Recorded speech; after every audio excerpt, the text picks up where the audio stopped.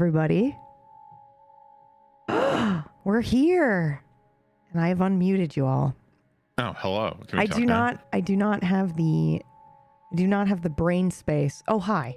I do not have the brain space to speak coherent sentences. So the cast of Deathless is here to help me have a stream today. At least some of the cast. I think Zambi is arriving. I'm sure Acorn is actually working. But yeah, who do we have here today, this morning, right this second? We have me, Orcish. Orcish we have me, probably Meyer. could make it. Hold on, let me ping him. He's still sleeping. Wake up! My house is on fire. Orcish, wake up. My house is on fire and I have 10 minutes to live. No. Answer the phone. No, oh my god. Oh my god. I would do that, except that that he would, think that was real, and that would be awful. We wouldn't want that. I don't understand people who do practical jokes like that to their friends. Orcish was playing WoW all night with you guys, right? That. Oh, what? Orcish was playing World of Warcraft. Mergs, I don't know if you know this, but Orcish, Kyorki, and Ratch are playing World of Warcraft together, and they have made their characters are Pumpkinberry, Bradwodo, and Murgles, and you are a dwarf. What? Yes. I didn't know this. Yeah. Ratch is playing you. Ratch is Murgles. Well, Kyorki, you know what that means. I can't mute in time, but Craft, thank you so much for I have it set up so that I mute to stream, not to you guys. So I apologize. I'm going to be shouting out resubs and stuff. We are literally here for your stream. It's not getting anything out. We would be watching your stream anyway. I might be a turtle right now, but I'm not doing anything.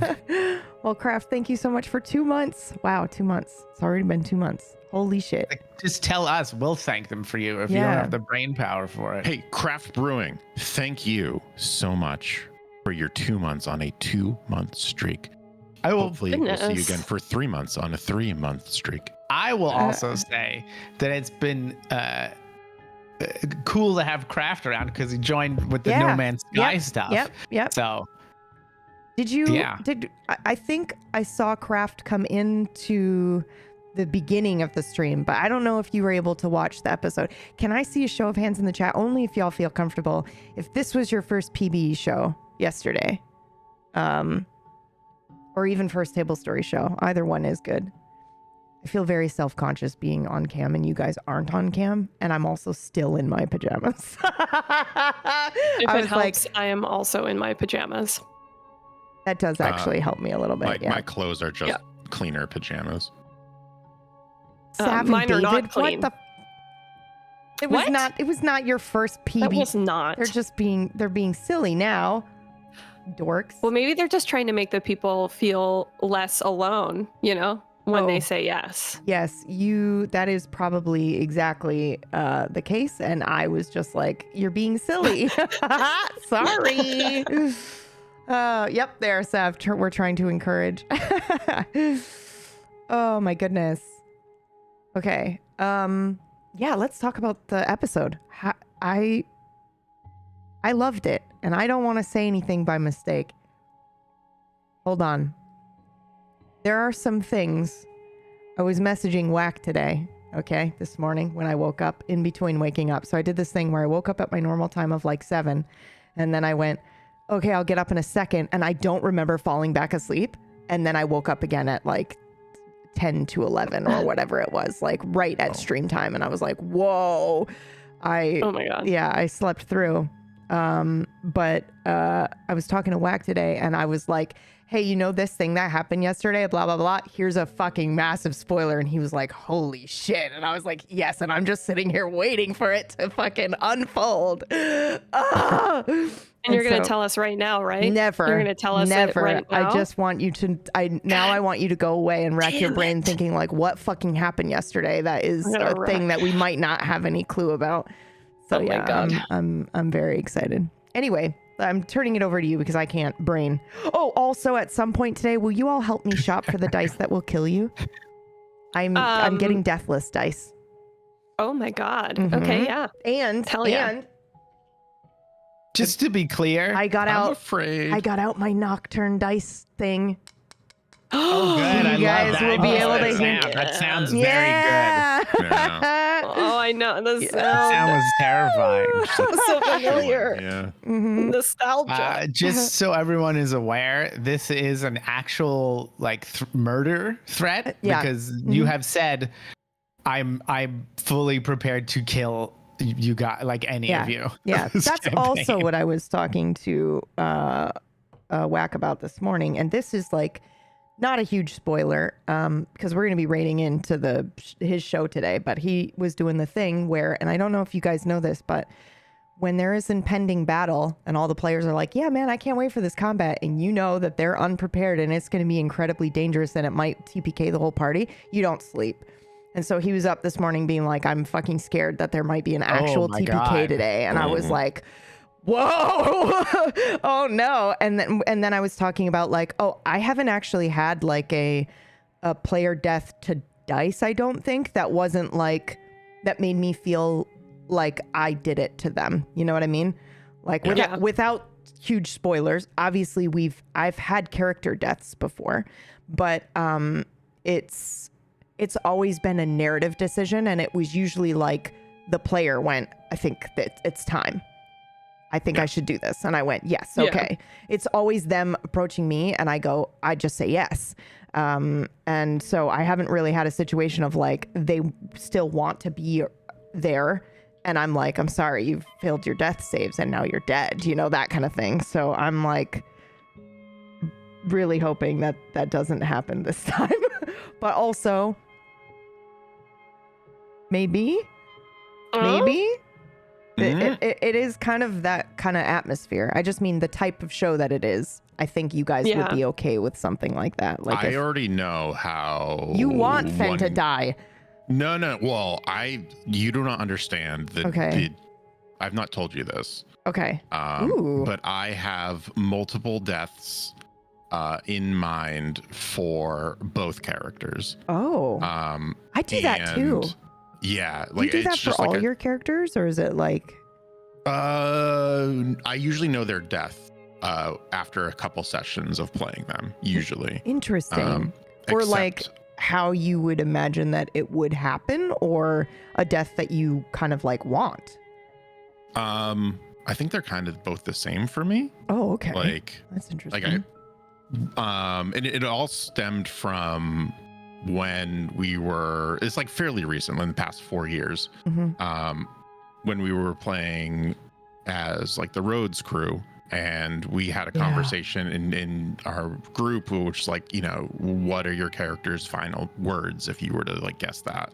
Yeah. And ever since then, I've kind of like kept that in mind when creating a character, and especially after playing them. If I can't think of it upon inception, it's usually after 2 sessions. I'm like, oh, I know. Yeah. And I don't want to like spoil anything because the other perspective hasn't been released yet. Yeah, that's tomorrow morning. Yes, but like that has been a large factor with this, and where it's been multiple, or it could go either way. Yeah. In terms of what in my brain, the canonical death is. And that's not to say that like something could happen sporadically and I would be down for it. Yeah. But it's just, I have like a very specific shape that I want. Yeah. But this one is just like sprawled out into like a telltale game dialogue tree. Yeah. Where it's just like, okay, if this happens, then this could be the result. Yeah. Which is insane. Yeah, that is pretty cool. I usually think about like that kind of stuff. Maybe not at the very beginning, like within the first 2 to 3 sessions, but there usually comes a moment where I'm like, oh, this could happen. And so I just, you know, it more just kind of pops into my mind like, oh, if this person is in danger, this character, I would go out of my way to stop that from happening, and potentially my character would die because of it, or my character's not going to back down from this moment, which means I'm going to get rocked. Or, you know, stuff like that, where I think about it from that perspective. Hello, Zambi. Good morning. Hello. Hi, Zambi. Hello. Welcome in. We're just talking about character deaths and First show called great. yeah, first show called Deathless. Yeah, and Yeah, she was talking about it. She was threatening to kill us. yes, Yeah. I said what I said was, will you all help me shop for the dice that I'm going to be using to roll? Because I've been using Kingmaker's dice, and last night I went to roll and I went, it just felt wrong. So I was like, oh, okay, I can't keep using these. So yeah, we're gonna shop for, and I jokingly said, but it also might not be a joke, will you help me shop for the dice that might kill you? I think actually I would like to stand in here and say that you I said said will kill you. Yeah. will kill Yeah, you. you did not say might kill you. Don't soften it because when Zambi's No, here, you're yeah, starting to feel no. guilty. Mhm. Yeah. Kill me, please. Yep. Can I say that with this character in specific, Constantine, I will not think about his death. I know. I refuse to think about it because if and when he dies, I want to literally be blindsided and like I want to mourn him. Like I want to grieve and live in the shock of losing him because I love him so much. Yeah. Yeah. So can we just talk about you and Constantine for a second? I think we all have some shit to say about how you portray Constantine. And I was talking to Trench about it last night a little bit. It's like you become this character. You like morph into Constantine. You just embody this entire presence. I would die for Constantine. And and how everyone is in love with your character immediately per episode 1. You know? We all feel that way. I know I do. Thank you. Mm-hmm. Thank you. I definitely feel like that a little bit when I play him for sure. Like, I mean, not to get all like, woo woo about anything, but I try to, I try to embody him. And it's funny. I was actually having a conversation with Trench about how I have tried to access some of his traits like in my regular life, because I'm like, it'd be so fun to like have some of that essence in my everyday life. Yeah. And I have been unsuccessful in it. I don't know what it is, but I just can't. It's like, it's just like all or nothing right now anyway. I don't know. Maybe I have to play him a bunch more, but it's definitely like once I'm actually in character and the show has started, I feel I can slip into him a little bit easier. Do you also? Yeah. I mean, to be fair, slipping into Constantine feels pretty. Oh my God. Don't I know it?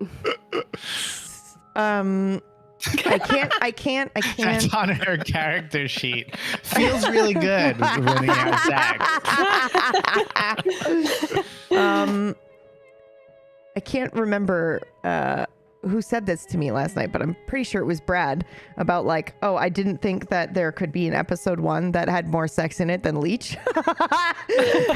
And then, there you go. The sexual tension in that show is ridiculous. And I was like, well, we've had 10 episodes prior to this, apparently. I thought yesterday was 10, but apparently it was 11. Is that true? Wow. Yeah. That's crazy to me. I thought we were on 9 or 10 for sure.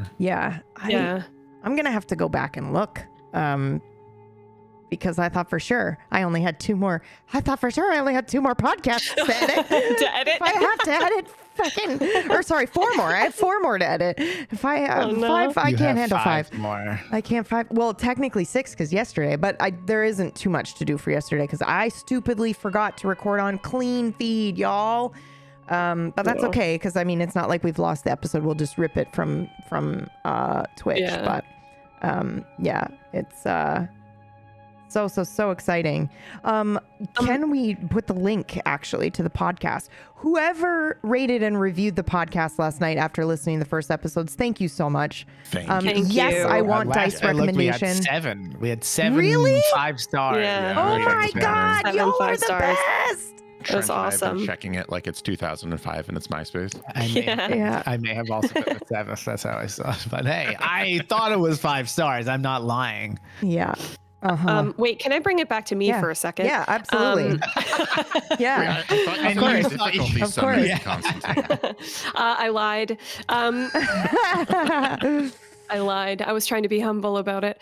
Actually, what I want to say is being able to watch your guys' reaction and then actually have it recorded so that I can watch it back later is the thing that it like brings me so much life. You have no idea. Because it's like one thing to be in the moment. I'm like, you know, I'm in it, right? So I can see you guys reacting, but I don't want to like let it filter into my brain too much. Yeah. But then like this morning, I was like, did you go and watch this morning? Back. Yes, I went to go back and watch it this morning. And normally I don't do that, but I was like doing something else and I needed a clip, you know? Yeah. So I ended up watching. No, you a can bunch tell them more what stuff. you're doing. Everyone should go follow the TikTok account because Mergs is taking over the TikTok and it's excellent. I've taken over the TikTok. Yeah, and she recorded a little like get ready with me video yesterday. And is that already up on TikTok? No, it's gonna go live later. Okay, a little bit later. Cool. But so I can please go engage with the areas. TikTok. We're trying to do TikTok finally, and by we I mean Murgles is gonna drag us kicking and screaming. It's gonna be fun. We're gonna have some like behind the scenes. Yeah, exactly. We're gonna shop for dice.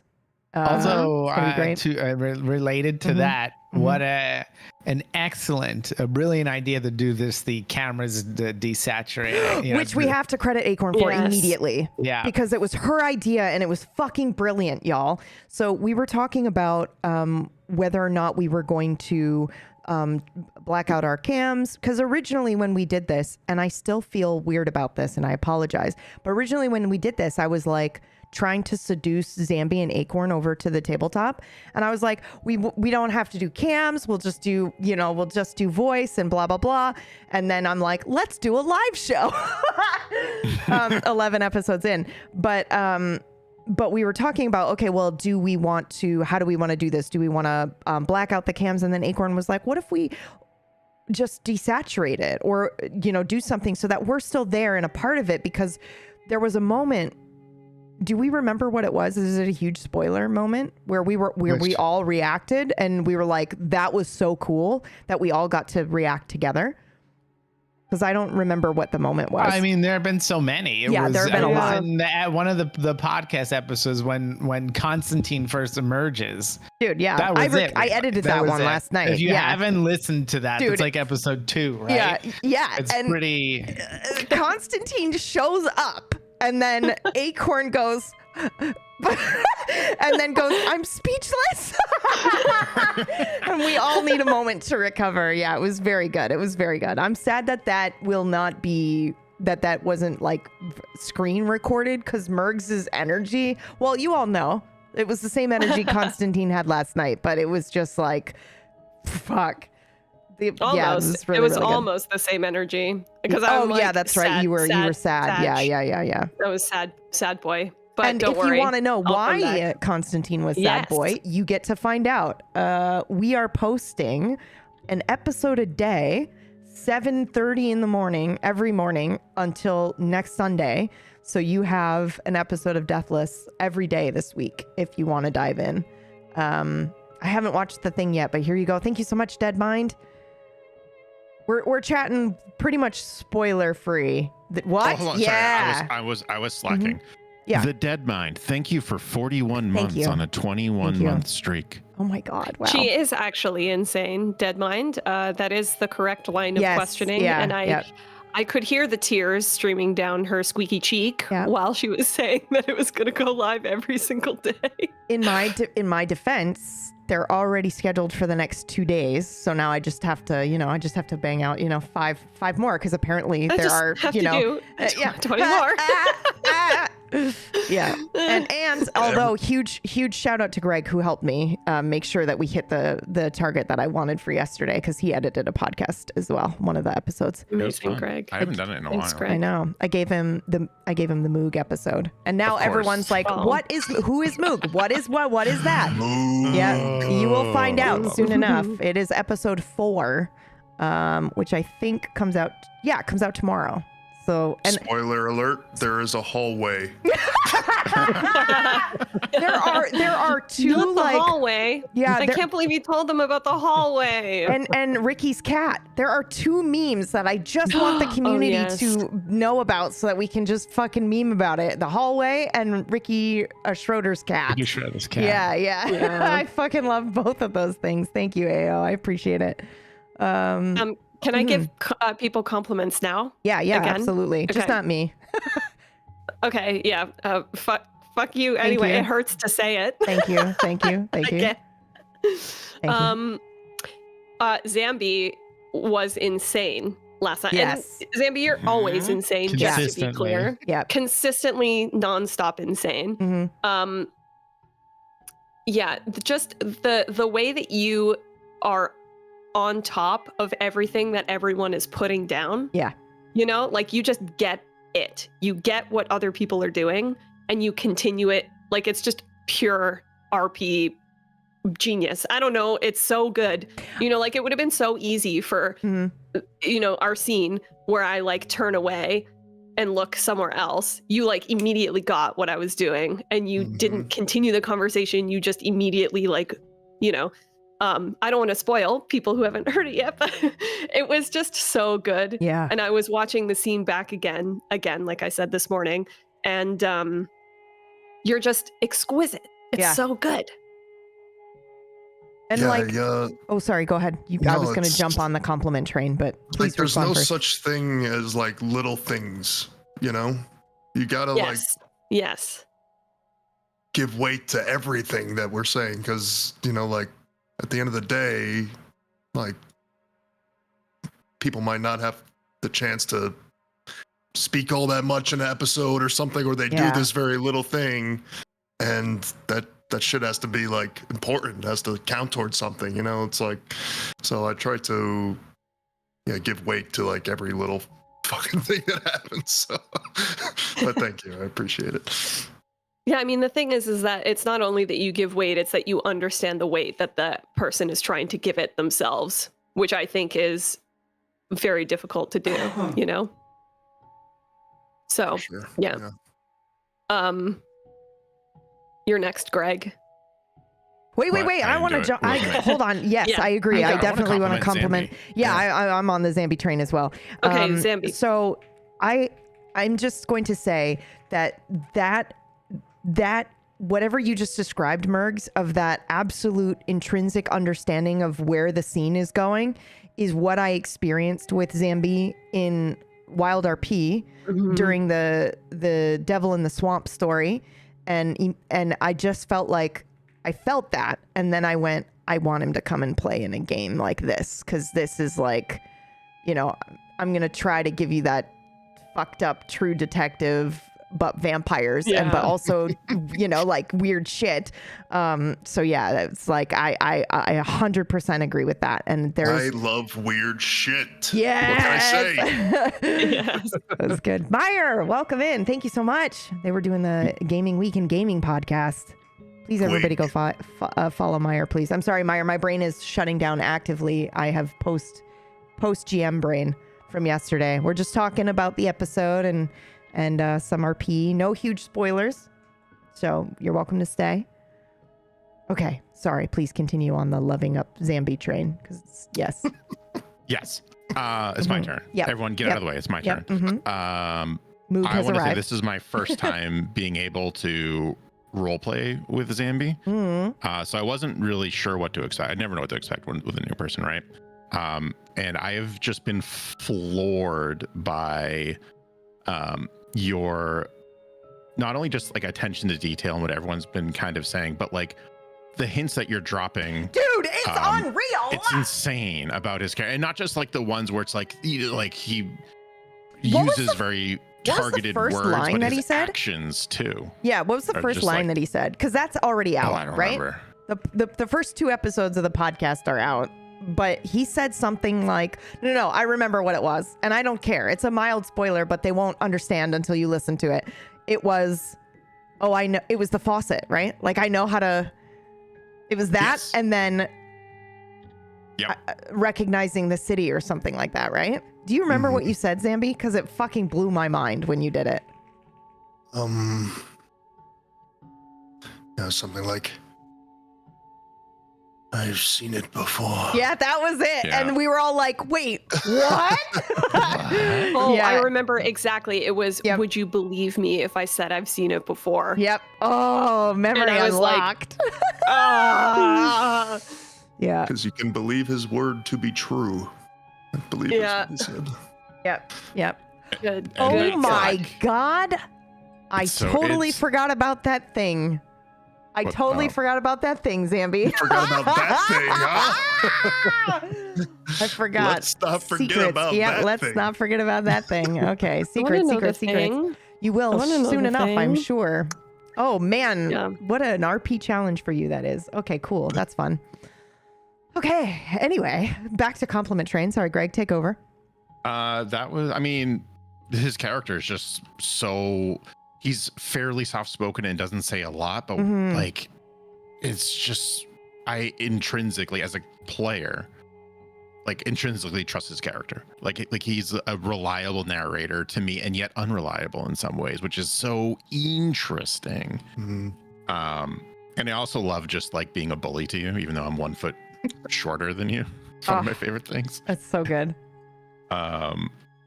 But like, yeah, it's just it's been a delight to just be in any scene with Gunnar and with Zambi, and it's just wonderful, dude. Like, you're just a Thank you, dream. Greg. Yeah. You're fucking awesome as well, dude. Don't. Oh, I just threatened you and leaned against the hallway door. That's Oh, what don't I did. even. Don't I even. was so happy to get Fen talking a bit yesterday. Yeah. And No, Yeah. maybe the best question in the show is, how tall is he? I'm so sorry. That was the best, just to have the imagery of. Greg, you shrunk him from the conversation the night before. Yeah, well, I thought, well, so like I'm just being like a incorporating little Easter eggs just from like even PB streams. So like I wanted him to be just 1 inch taller than Tom Cruise, because PB used to do the Tom Cruise runs. Oh And when you're my speaking, God. so Oh like my little things like God. that I've been dropping in, not knowing that or hoping anyone would notice, just being like, you know, If a anybody goof. doesn't know, it's like where you run the same speed as you normally run, but you like jerk your arms, and then it makes you Yep. look like you're running harder than you are running. Yeah, That's so funny. it's ridiculous. I love it. And so I just did a quick AKA Google search about Tom Cruise's height, and I just took that at its word, and I was like, oh yeah, but he's lying, isn't he? So then I just made him 4 inches shorter than that, basically. Oh wow. So wait, so how tall is Fen then? Fen is, I mean, he always slouches. Uh-huh. Like he doesn't have good posture. Which is awesome for me, because I can just be a shrimp. Fixing my posture now. Thank you. Me too. Thank you so much. Immediately did the same Yep, thing. Oh, everybody straightened went, up. "Oh, Thank you for okay, mentioning it. Okay. Yep. Okay. I didn't out of pure stubbornness, but continue. If he's not slouching, he's 5. He's Wolverine's height, which is 5'4". But if he is like normally slouching, he might be. Oh my gosh, Yo. he's 5'3". so little. He's a little boy. 5'4", unslouching. He's a little boy. Miranda? Yeah. I- What? How tall is Constantine? The gift that I've been given, I'm 5'4", and I just heard Miranda put, oh, he's so little. Is that how you feel about me, Mergs? Yeah, That but I'm just so like, little? No, you're not that little. Oh. I think it's because I was imagining him to be way taller than that. You know? I think a was lot of thinking people like will- 5'6" or 5'7" or something like that, maybe. Yeah. So Yeah. not That's what quite Constantine 5'4", is. but 4 is very little. Yes. Yeah. Okay. It's not as Okay. little as everyone thinks. He's little, but it's 5'4" not is like pretty not little. he's fairly. It's a Constantine is completely exactly average 6 height foot. for a woman in her. What? Oh, What the fuck? In 1642. 1642. Yeah. Oh man, He's little. can I also just say 5'9" energy.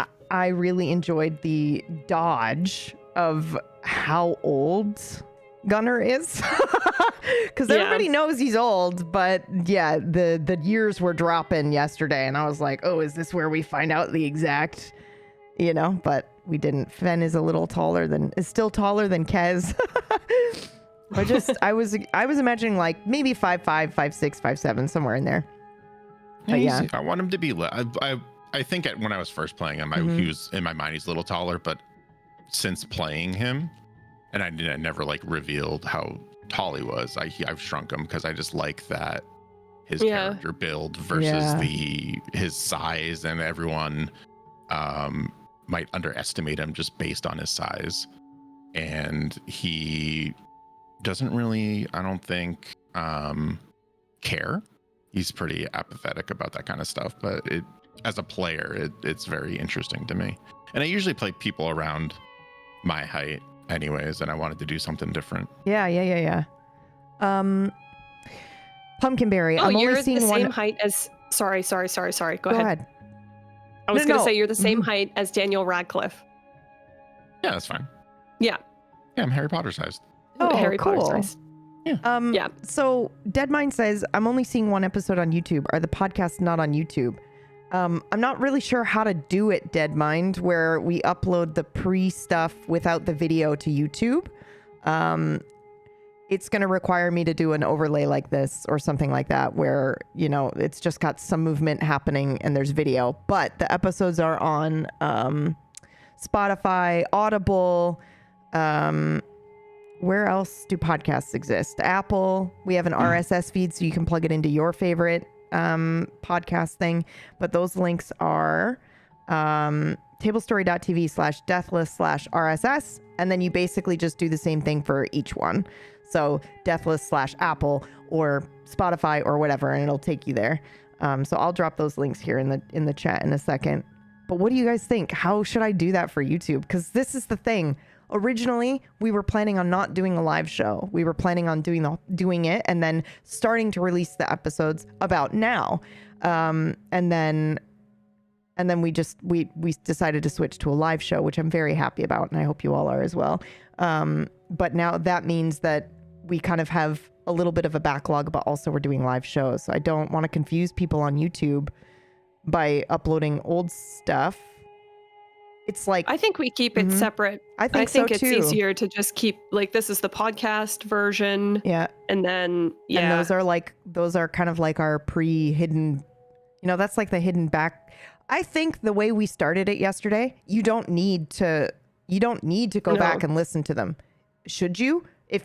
Yes, they're excellent. The RP was incredible, but I think we started at a perfect spot where people can go, what's going on? But everyone did such a good job of kind of like filling the audience in too on the important parts. So I feel like it's a really cool place to start. It's like you started, you know, kind of midway through a scene, but it's also how sometimes you get started on TV and stuff. So I like where we started. So I think that that's okay. But if you do want more, there is more. So it's more like that. We have a show. We started. That's episode 1. But surprise, we actually have some extra bonus content for you. We have a prequel series, if you will. We have the prologue, and then we have the B team, and then we have something else. So it's very, very cool. We have something else? Well, yeah, Cool. The prologue is the first 3, and then we've got the second 3, and then we've got apparently 4 more. Is that right? Well, we have. I wonder. This might have been the 11th week, right? So that's what Acorn said, that it was the 11th week this week. That's what it is. But yeah.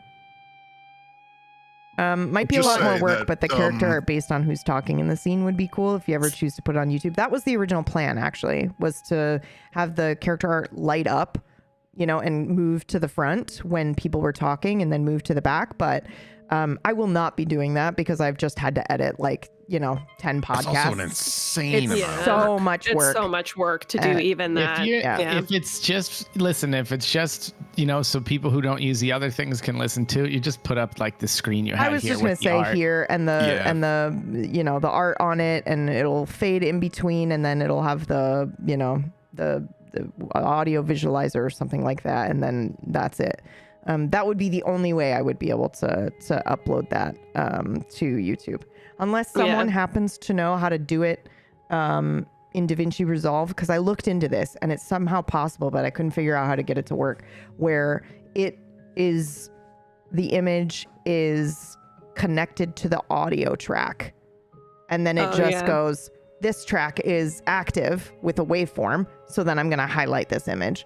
If you can do it that way, cool. But if I have to manually go through and highlight every time someone speaks on a 2-hour episode for 11 episodes, it's not happening. I'm not doing it.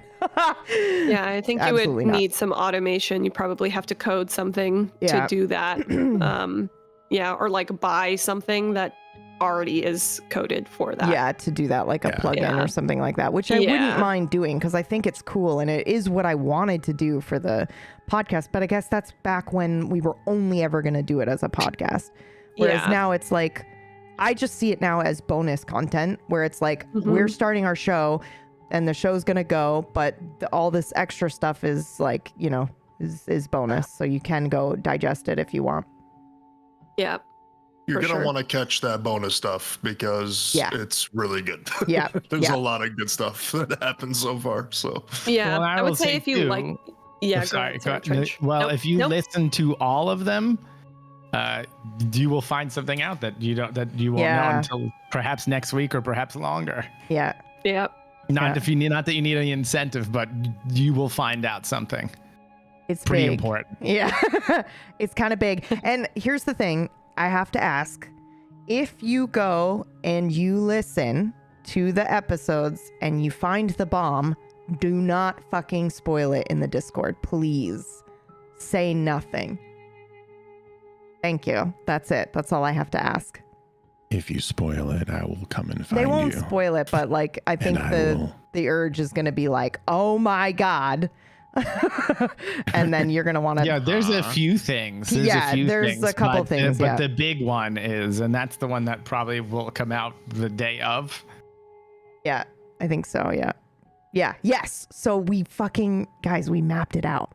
We were like, okay, this is the episode where this happens and this happens and then this happens. So if I release one episode a day until the next episode, the bomb hits right before that day. Like it hits on Sunday. I think, but I'm missing an episode. So we might have to do 2 episodes at one point on one day so that we're all caught up. Anyway, it's a good idea. It doesn't matter. Well, what? ASMR us to death. It can be done. Greg, you were also incredible. Well, yes. I know we were compliment training, but I come from the Brad Woto school of role playing where I just lean against walls and cross my arms. Is that the Brad Woto school of role play? First of all, I don't know if that's true. Second of all, I'm gonna personally attack you if you continue. Oh, hell yeah, do it. Undermining Let's go. Your RP skill and presence. Okay. Hold on, let me get the battle music going. I'm gonna punch you. In your face, right in the center of it. You're fantastic. Thank you. You are. The energy that you bring to Fen is so interesting and like deep, you know? Like I know that you were saying that all I did was stand there and blah. You gave so much information yesterday about Fen, about who Fen is, about Fen's dynamic in the group, and okay, just want to remind you, you did that while sitting against a wall with your arms crossed. So if you think that that's not good RP, I don't know what is. Yep. Like it was so good. Your conversation with Zambi was amazing. Just like the protective nature, the details. Yeah, it's everyone does this. Everybody in the cast is dropping little tiny inkling. Yes. You know, they're showing, not telling. Nobody is dropping backstory. It's all like hints. And I think that's, sorry to jump on you, Mergs, but you're absolutely right. And that's what made me go, we have to switch to live because people need to see this. And also, I just know I know the table story community, but also the PBU universe people in particular love that. They love the little puzzles. And so that's what you guys are doing.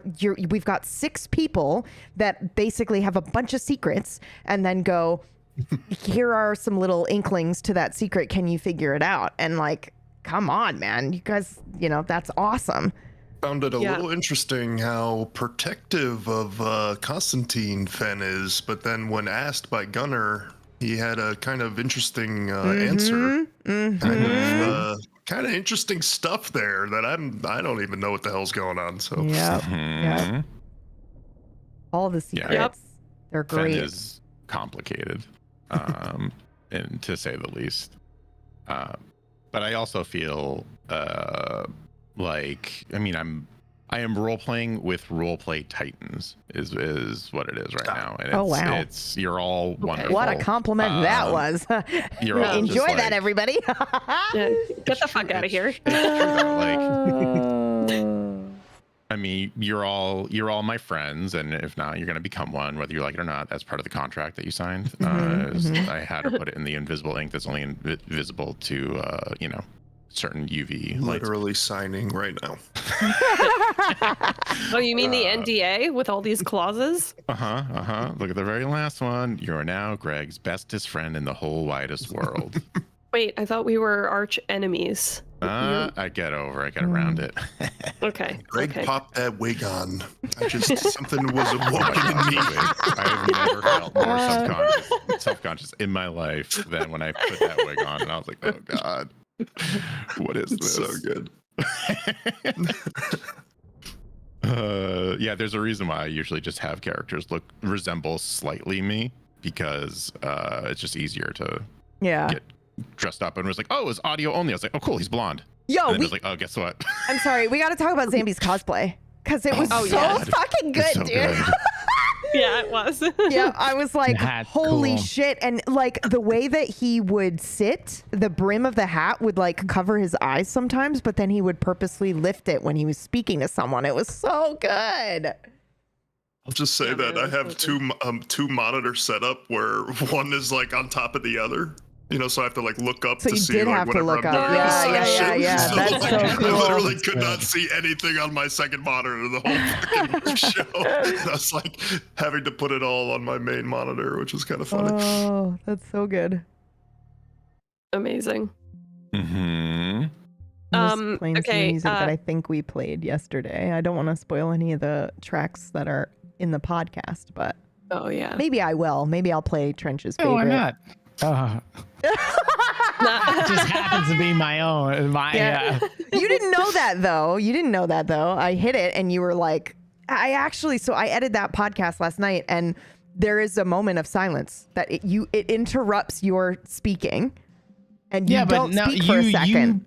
But you played it before, and I knew that was but it just hit me because I was excited to hear it. That's what it was. I've heard it. I mean, I edited the episode where I played it for the first time. Oh, the first time? Yeah, okay, and you were starting to speak, and it was like, everyone knows the premise, right? Vampires wake up, in a crypt after, it's literally listed there. So it was his first time waking, like getting out of his coffin, and I hit the fucking song, and it interrupted his speech, and he just stopped speaking for a second, and then went into it. So I'll play that one now, actually. PB thinks she can just play like some fucking bombshell tracks every time. Oh my God. I was like, what the fuck is this? This is awesome. I haven't heard this. Send it to me. No, she won't send it to me.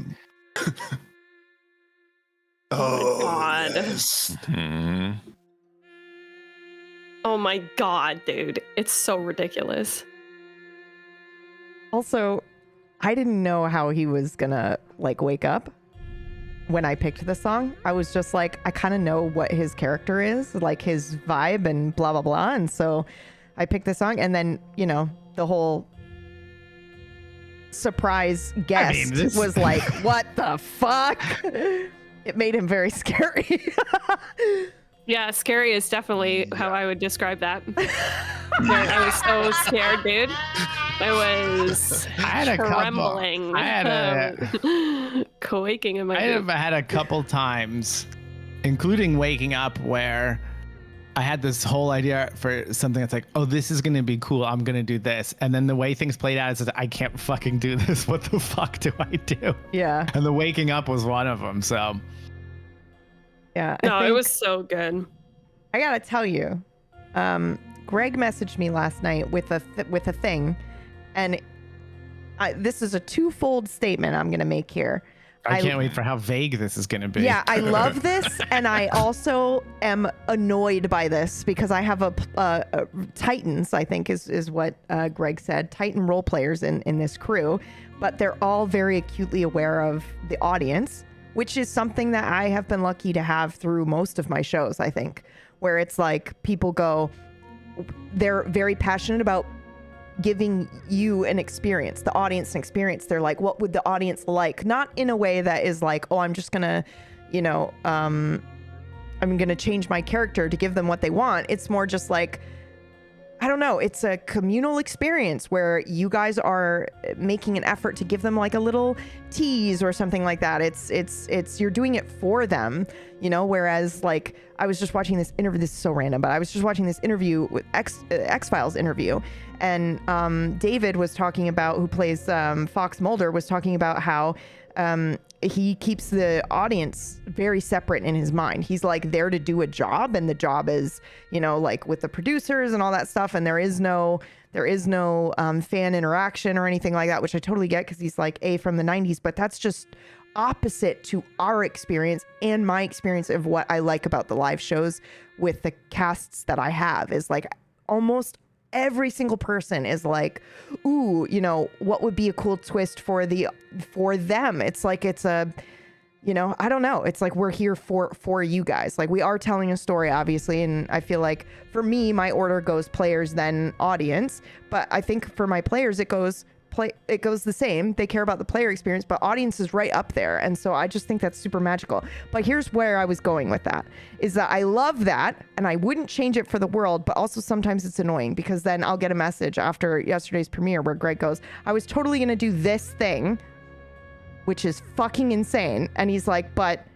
I felt like maybe that might be too big of a, like a reveal or a bomb on episode 1 for the premiere. And I was like, no, I don't want you guys to have to think about that stuff. I don't want you to, but also because you do, on some level, because you do, you make really cool decisions sometimes. And so it's like, but other times I'm like, God damn it, that would have been so cool. But also I just have to hope that it happens again, like there's another moment where it could happen.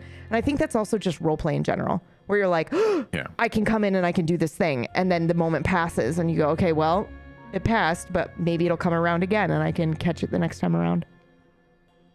Yeah, for sure. I just had a moment where I'm like, I've been rambling, but I have post-jam brewment. I have no idea what I just said and if any of it was coherent. No, it was coherent. Okay, it was cool, coherent. cool. You got it. I'm passing the ball. Solid gibberish for Thank you. 2.5 minutes. Oh, God. Bleep, bloop, bloop, blarp. Oh, God. I was going to compliment Trench, but I think Trench would actually cringe into oblivion if I started that. Do it. So, do whatever you want. Suffer. Yep. All right. Well, like the rest here we go. of us. I mean, I think it goes without saying that Trench is unbelievable to role play with and just unbelievable role player. But what's crazy and so fun is like how on top of your character in the world is. Like, I think everyone talked about your reaction to the TV yesterday and how accurate and like how fucking good it was. And just like even, okay, first of all, also the accent work is insane.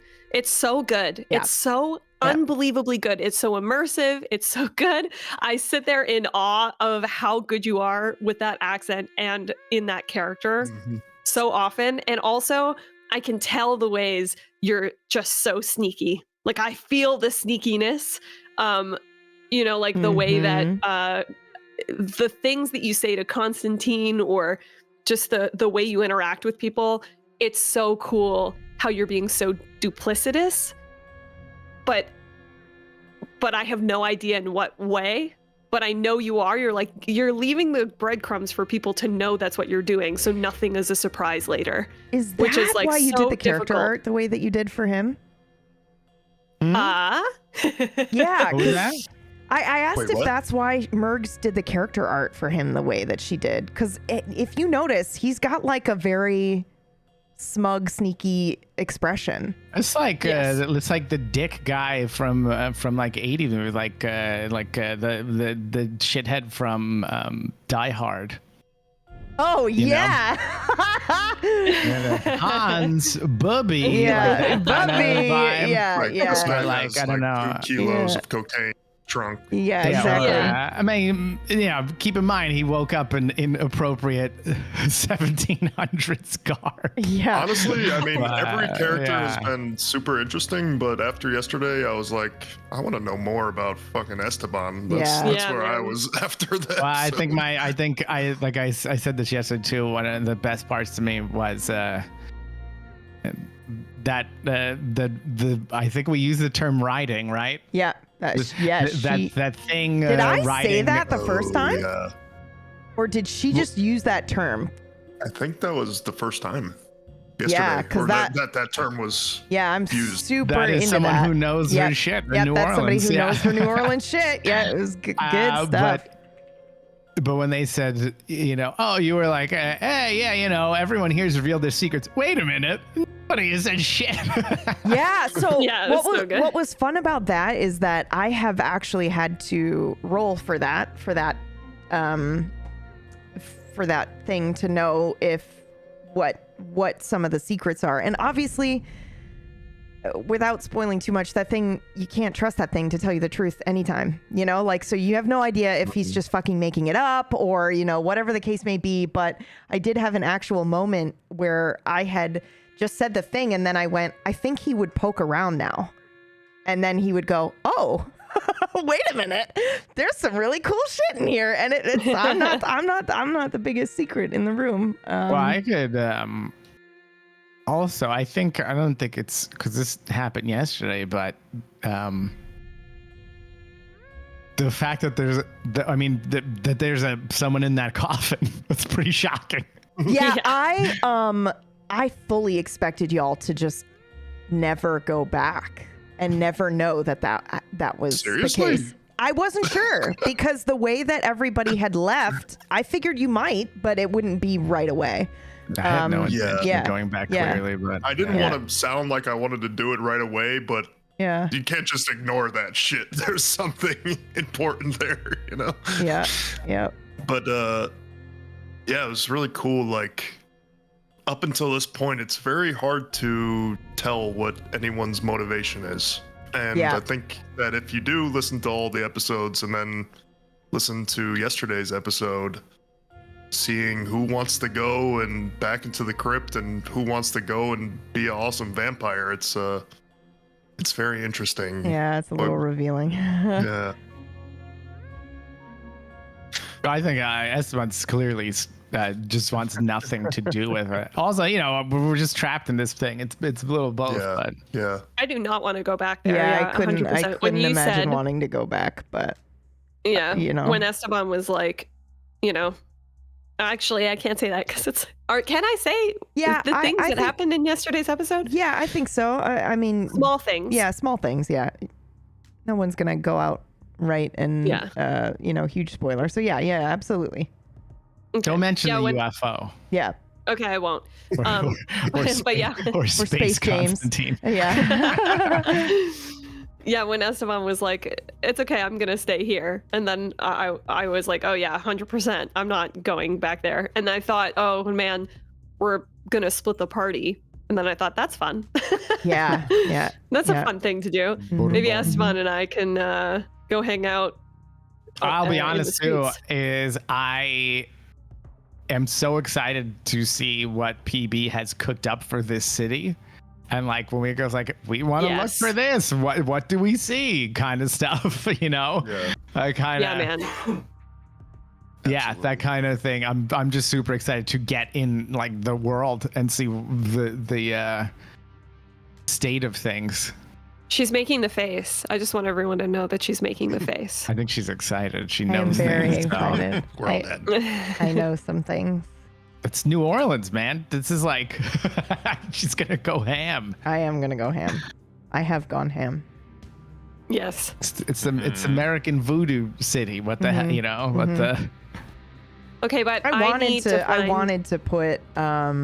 I wanted to put Nocturne in New Orleans when I was first doing it, but then I was like, for reasons obviously that didn't entirely make sense, and it couldn't have been. I needed it to not be too far away from Toronto because it was connected to Stygian Gate. So, yep. Although it would have made perfect sense for the connecting piece to have gone to New Orleans to look for answers. It just, it ended up happening the way it was supposed to happen.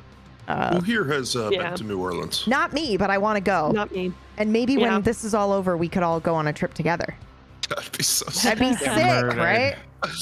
Dude, so good. I went a little somber note, but I was there when I was young, like 3 months before Katrina. And Oh, wow. Man. yeah, Oh, wow.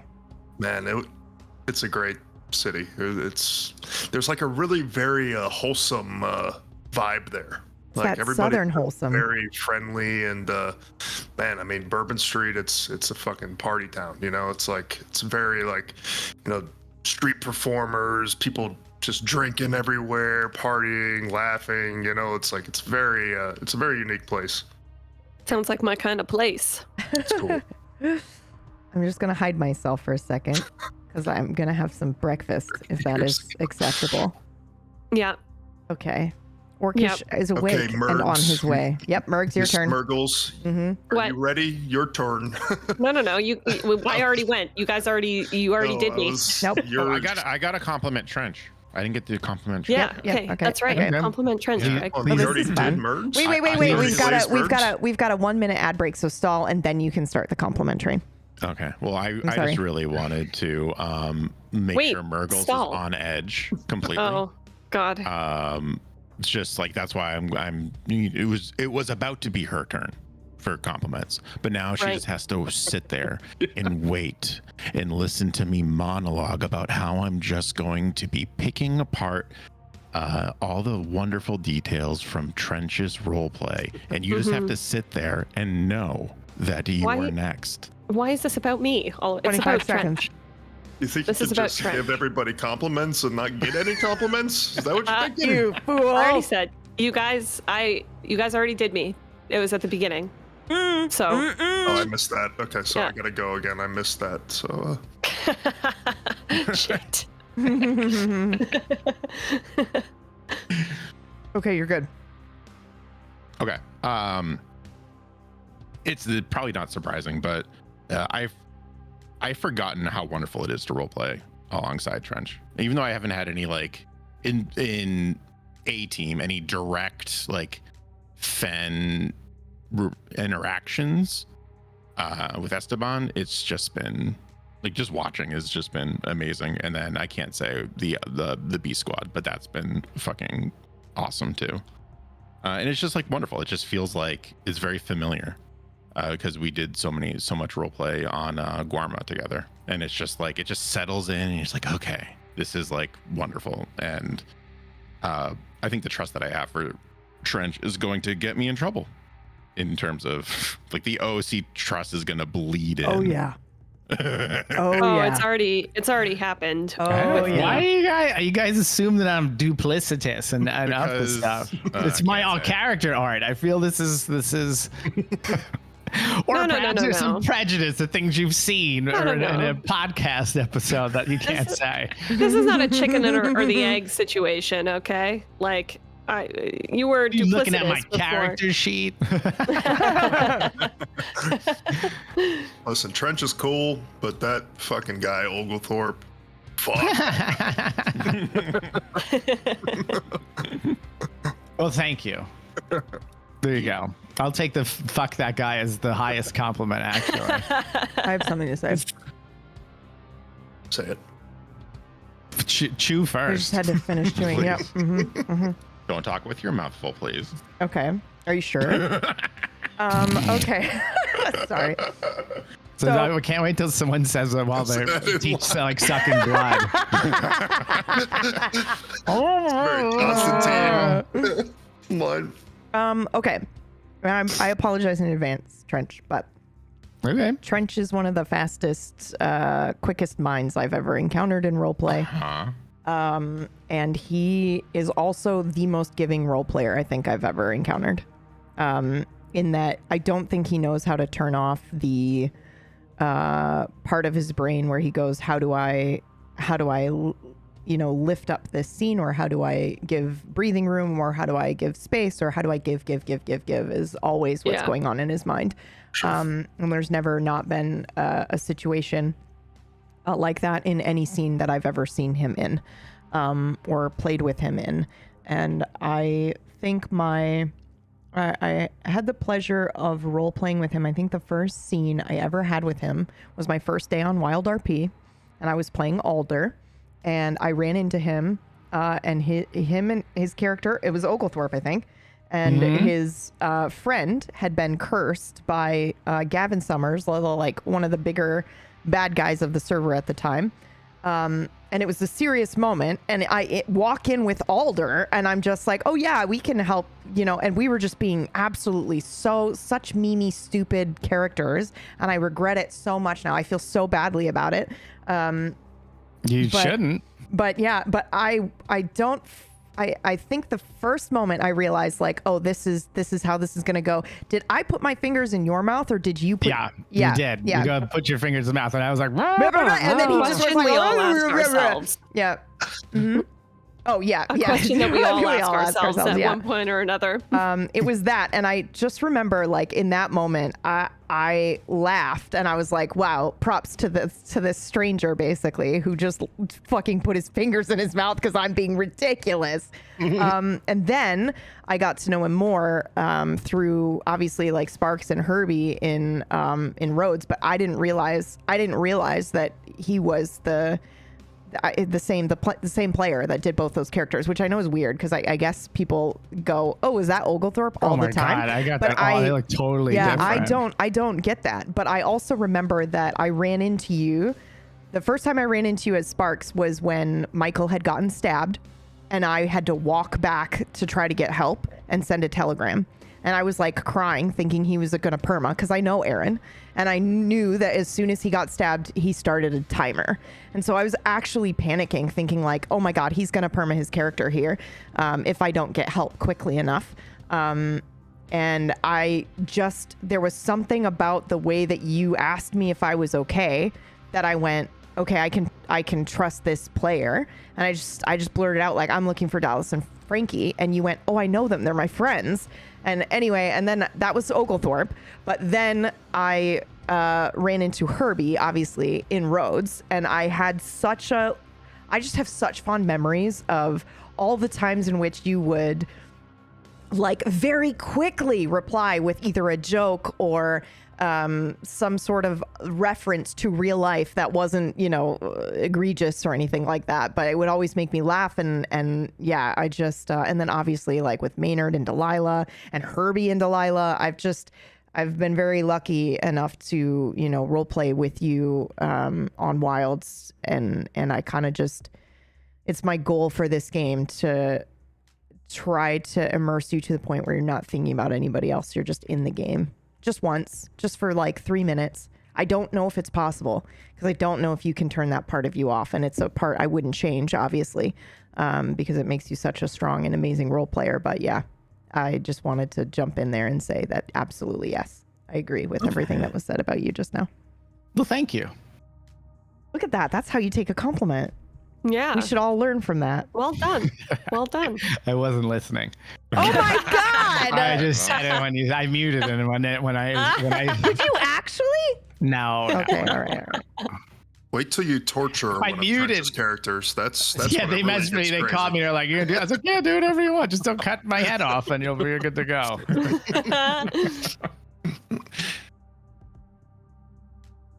But Murgles, Oh no. buddy, Uh-huh. I have to say, you're killing it. Oh, thank you. You embody Constantine so well, and I couldn't see this yesterday while we were doing it, but your eye contact with the camera Yep. does it's a little crazy. It's it's fucking awesome. You have been absolutely destroying Constantine, and man, pat yourself on the back because it's good shit. Yeah, really good shit. Uh-huh. Thank you so much. Thank you. Thanks for that. No, I really appreciate it. Mergs, and I can just reiterate everything after every session. I'm just like, Mergles, oh my fucking god, you're insane. And that I have these post session spirals, and sometimes it just gets into my DMs with Mergles or PB. Once it happened to Orcish, and never again. Yeah, I don't know what it is with this character, but he just really works for me, I guess. I'm so glad that you settled on this character. Do you mind if we talk a little bit about your decisions for your characters and why, what you guys went through to decide on the characters you ended up playing? Yeah, totally. That sounds super fun. Yeah. Okay. Yeah, I can talk about Constantine. Actually, he was a character that I wanted to play back when we were doing Leech. And it wasn't, I think it was from the second season on. Around the second season, I had the idea to play, like, really what he is just, a quintessential, Don't say it. basically lists. Nope, because it's not true. Yeah, okay. It's not true at all. He's completely different. Thank you. Thank you for saying that. Yeah. Total different energy. Cool. Yeah, I kind of wanted to just play like a very quintessential, I don't know, I can't say this without saying his clan. Yeah, just a quintessential vampire, kind of that classic Anne Rice vampire. Yeah. Oh yeah. Sorry to interrupt you, but I forgot about this. And I meant to comment on it, but we were live and I forgot. But somebody in the chat was like, oh, commenting about the nakedness and the erection and being like, oh, well, that wouldn't make a vampire erect. And I meant to say at the very beginning, like, oh, by the way, we're PDUing the vampires here. Okay. This show is going to be very sexy. Vampires can get erect.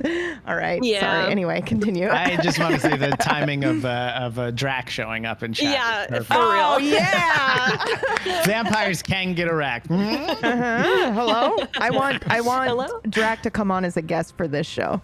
Play a sexy New Orleans vampire. It's like it'll be like in basketball when someone has the ball and they tell the rest of the team to clear out so they can just go one-on-one. Everybody just moves away. I call dibs on him. Yeah, that's what I mean. Yeah. Clear out. One-on-one. He is mine.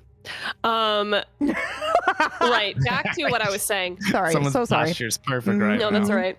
Well, okay, I wanted to play this sort of over the top, dramatic, very sensual character. And we were doing the seasons on Leech, and I always want to, I try, not always have I done this, but I usually want to be cognizant of group comp and stuff and like the vibe that we're going with. And I always kind of imagined him as being a little bit more camp and like less serious. And so I was worried that it would be like forcing that kind of character into a very intense, serious season. I just didn't know if it was going to work. And so I ended up doing other stuff, like no problem whatsoever, because I loved the other characters that I played. But basically Constantine, or a version of him, has been sitting in the back of my mind for all of these years. And then when PB approached me about doing this, I was like, is this the one where I actually bring him out? And then I had the same questions about, going into this about the intensity and would it make sense to have that character in this group comp and etc. So I had another couple of ideas that I was thinking about, and I was basically waiting for our sort of session 0 to see where everyone was going to land. And then I just could not get my mind off of him. I just couldn't let him go. And at the time in the beginning, he really was just Lestat. Like that was my idea, was like, I'm just gonna play Lestat. It's gonna be quintessential tropey vampire, basically just Lestat, guys. But it's been really nice to have him grow and evolve since then. And yeah, I mean, like from the very beginning, I don't know what it was. I just had this sort of idea of who he was. But then the first session that I played him, I mean, I always have this experience. The very first session that I actually play the character is when they become a real character. Yep. I'm usually the same. Yeah. Like I can have all the ideas in the world about how they're going to be, but it's not until I'm actually in the session that I figure it out. And so, yeah, I just somehow was able to balance this sensuousness that to me is very important for this character with, and like with a gravitas, but also a levity that I really want to nail between the two things, you know?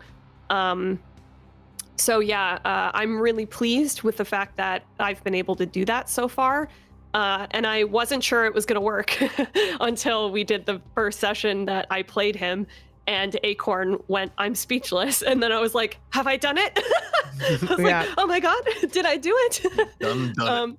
Yeah. And I was, I mean, going back to the note about the, the sexy vampire thing, I think in VTM as well as in Anne Rice and stuff, there's lots of lore about whether or not vampires can and do have sex and stuff. Mm-hmm. And it was very important to me in this character that he does, for many reasons that you will eventually find out. Like, it just makes sense for him. Well, so in Anne Rice literature, they don't, right? Yeah, that's right. Yeah. She was like very anti, like they don't at all. Like the feeding, the blood is the analogy for that. Yeah. But they don't have any other, And then obviously that changed with the new Interview with the Vampire show. They changed it. Yeah. But I do remember talking about that in our session 0 and being like, how comfortable do we all feel about, the sexual, sexy nature of vampires? And we were all like, what? Of course they do. Come on. Like the whole idea of a vampire is very sexy. And so we were all on board with that. And I basically just, like, I have some ideas for the way vampires are in PBU, and they're mostly called revenants, not vampires specifically, but they're referenced in Nocturne very briefly when they go to the Lucky Rabbit and see the sign where it says Mondays are for revenants only. Maybe it's Wednesdays, I don't know, but there's one day where the rabbit is closed for anybody else other than these. For an hour. Right? Yeah, for an hour. Yeah. And there are reasons for that, and maybe we'll get to explore some of that in this show. But basically, as soon as Mercs was like, this is a fundamental part of my character, I want to really explore this, and I was like, I guess it's canon now, and I just made a canon for PBU because then that's the bullshit, right? I can be like, well, it's not the case in VTM. They're not, you have to like work really hard to have sex, and you basically have to take a magical fucking Viagra or some shit.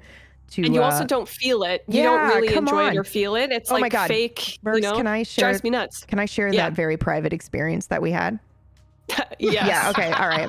So Mercs and I played this porny vampire game together, and it was like it was like a dating sim, but then it got porny at the end. But our like we were both into this character, and we're like, oh my God, this is so cool. And then at the very end, it's like they did the thing where it was like, oh, I don't feel it, and like, but we'll do it if you want to, but I'm like, I'm not into it, and it killed it for us. It ruined the fucking game. We were like, why the fuck would you do this where like you're having sex with a character that is not into it? Like, no. It's just, it was like, it just fucking ruined it. And I was like, God, what an awful way to imagine vampires' existence. Like, I just, but so it's that vibe. It's that vibe I get in VTM. And it's like, VTM, it's just not fun. It's not fun. And it's like not delicious, which is like what vampires should be. They should be delicious and dangerous. And it's just like not, And I mean, I think I came raring into the call being like, everyone okay with me literally flirting with you constantly, just harassing you basically pretty sure in this you show? said I want to fuck every character by the time this game Please is say your over. please say your proper Please. catchphrase. Yes. Mm-hmm. What is my You punch guys, Oh, yes. your Tuesday. I like it best when they say yes. Oh No, I thought- my god, bro! Ah! Okay, that's a good. That's not. I thought It you were was going to say that you so said I'm good. going. It was quote unquote. I'm going to fuck and suck all Oh, of you. yes. Yeah, I'm gonna fucking suck, yeah. fucking suck. Everybody move over. Fucking suck is here. Yeah. Literally. Oh, so Effing good. Yeah. Yeah. And then when PB was like, we're going to take it live, I was like, you sure? Yep. And I was like, yep, it's gonna be fine. But yeah, it's I think you're right, Meyer. Vampire boner is their teeth coming out. yeah. At least traditionally in VTM. So Orcish is here. Orcish! you guys played a vampire porn game without me? Yeah. This, Well, yeah. I I think, think this is to be before fair, we I- knew you. Yeah, I think it was before we Oh, knew you, was but it? also, I think I don't think we knew that it was going to get as porny as it got. I think Yes, it that's was true. advertised as a dating sim or something like that, or some sort of novel, and the art was cool. We were like, "Ooh, let's play Yes. this game," because we were doing Vampire the Masquerade, and we're like, "Okay, let's play this," and it's vampires, and yeah. But then it was like, "Is this going to get like porny?" in preparation for Leech? Yeah. or something? Yeah, and then it just got very That would have been explicit. pretty weird if I was like, yeah, let's play that together. Some strange guy. Yeah. Oh, you know what it was? I'm now remembering, Peeps, is that both of us went for that same character, but then you did the whole romance scene, and it was like romantic, and then I did it, and I got the version where he was like, actually, I don't like this, and I told you, I was like, this is what just happened. You were like, wait, what? Like, but he didn't say that to me. That's right. And then you oh were- my yeah. God, that's right. He didn't Yeah. say it to me, but also knowing that what he told you was like, oh, I Yes. don't feel it and I'm not really into it. I was like, oh, and it just fucking You were ruined it like- for me. I was like, well, that's Yeah. fucking gross. I feel like a Yeah. rapist. Like, sorry, man, it but was like, not what? good. Why would you do that? Yeah. Anyway, yeah, it's just anyway, we decided that we wanted sex to be in our show. So we were like, yep, okay, we're, our vampires bang. Yeah. Yeah. It took every fiber of my being to not be like Stalker's silhouette shadows the doorway as Holy shit. Oh my Then I knew God. Greg would have ruined it. He would have been like, well, my character beats your character up. To death. 100%. I was really upset that no one wanted to come to bed with me. I was like, really? Foot of the bed with you. I No, you said actually you were think on you'll the find floor. Yeah, multiple but people that's thought like- about going to bed with you and then chose not to.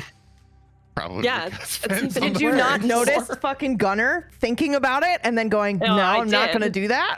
Oh my was God. gonna- I I was was gonna- like, whoa, what's happening?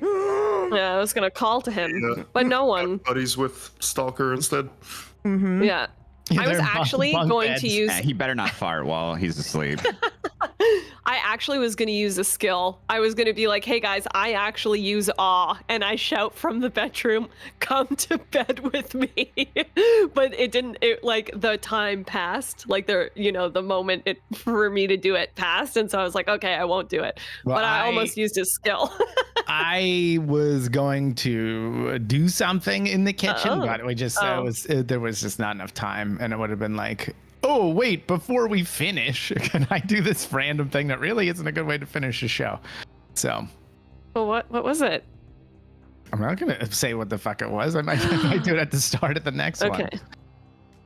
Everyone write that down. No, I'm probably not. We'll just wake up. Okay, I know what it sexy is. Esteban scene at the It's start all of a next episode. dream. Yes, It's please. all a dream. Oh man. Sorry. What else? Well, we were talking about the inceptions and why you chose the characters Oh, that yes, you chose. character inceptions, Yeah. yes. And I'm really, really interested in this. So Yes. if you are okay with it, Mercs, we'll ask like Greg or the next one if you've feel like you've answered Oh, that I'm question. done. Yes, Yeah, yep, yeah, yep, okay, I'm okay. done. Please, I talked She's never gonna forever. speak again. Well, No, oh my God. here's the thing. As far as people here, they don't know very much about these characters and what we can do Yeah, and stuff. yeah, So this yeah. could be tough to Well, that's okay. I not think to bail Greg out before. yeah. I chose my character because I have no creativity whatsoever, Skywalker. and I always pick the same character every single time. And PB was like, "Please don't do this. Please don't do this. Please don't do this." And I did it anyways, and it's the worst. And I have to go. So see you guys later. think you'll find I said the exact what? opposite. Yeah, that's a total lie. I said the exact opposite. I said, "Hey man, if that's the character you like playing, do whatever you want. Follow your heart. Live your dreams. I will never say no." That's exactly what I said. And now he's making it seem like I was like, "Don't fucking do this." Someone in chat asked if not what I Orcish meant was at all. playing a Sith. Yeah, I know. And I got your back, Orcish. I said yes, he's playing Anakin Skywalker. Yep. I mean, that's the most famous picture of him. Literally has the red light on him. If I had a red eye, it would have been perfect. But Yeah. no, none of that is intentional. Actually, it's just a meme. None of that's true. But anyways, I gotta go. See you guys. Have Oh, fun. what? Bye. Wait, okay. What? Bye. For real? Right. He's actually leaving, yeah. Oh, okay. Bye. He doesn't want to tell any of his secrets by accident. He's like, I "No, see. you guys Yeah. don't get secrets. Not getting Fuck to you." me.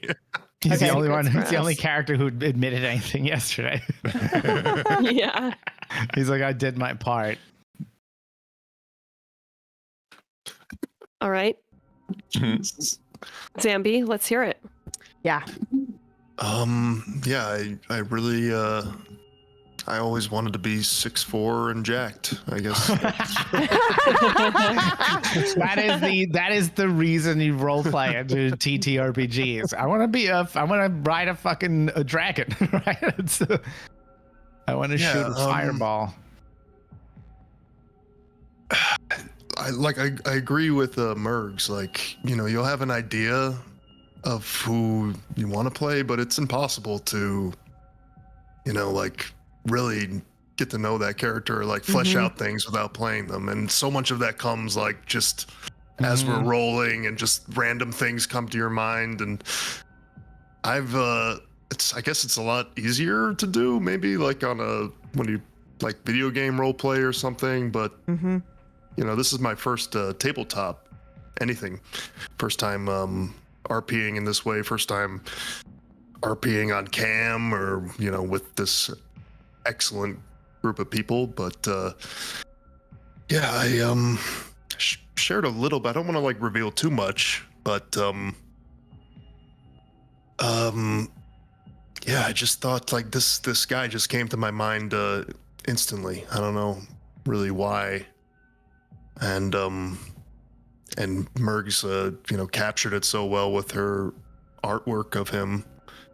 But I think it was like a lot of it was just on the spot. Like I just came up with it, and I'll say this: he's a big part of it. Probably was when we were talking about this PB, but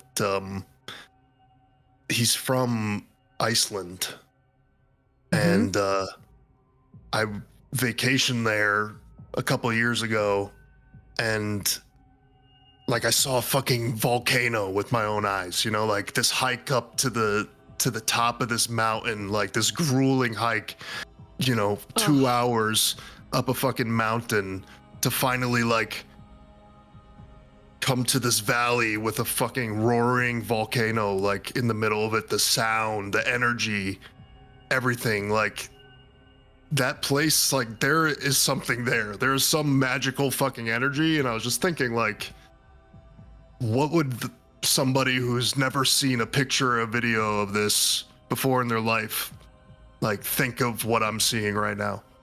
And that kind of shit just, I guess, was like my kind of inspiration for this magical place. And you know, maybe where he comes from is you know, there is some magic there, there is some supernatural stuff, and I was just in love with that idea.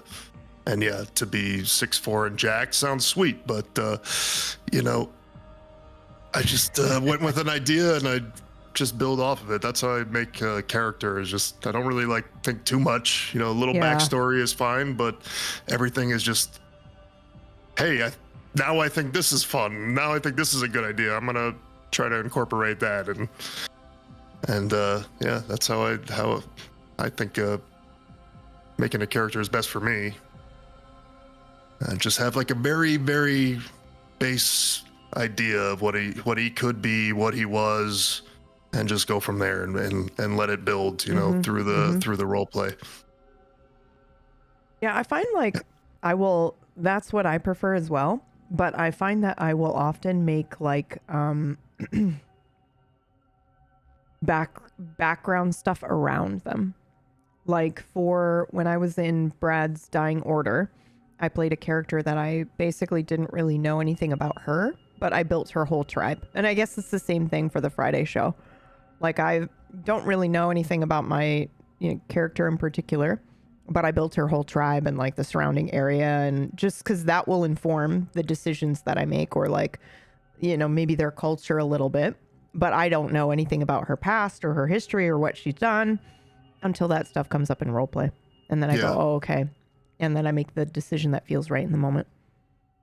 To bring it from Ray Bush, that perspective, like literally all I had when I made that character was a guy way past his glory days. He used to be a football player, and now he's his lifelong dream was to become a deputy. Those are like the three things I had, and like it became such a I just built off that slowly, and it became such like a part of his character that I thought like when he had this the switch, I was like, fuck, I'm not gonna be able to ever come up with like or like enjoy something like that, like who his character was, and who he isn't anymore, and then I made a new deputy on Wild RP, and I had the same thing. I just had like two concepts of who he was, and now I'm at the stage again where like I fleshed it out so much that he has this kind of like rich backstory and everything, and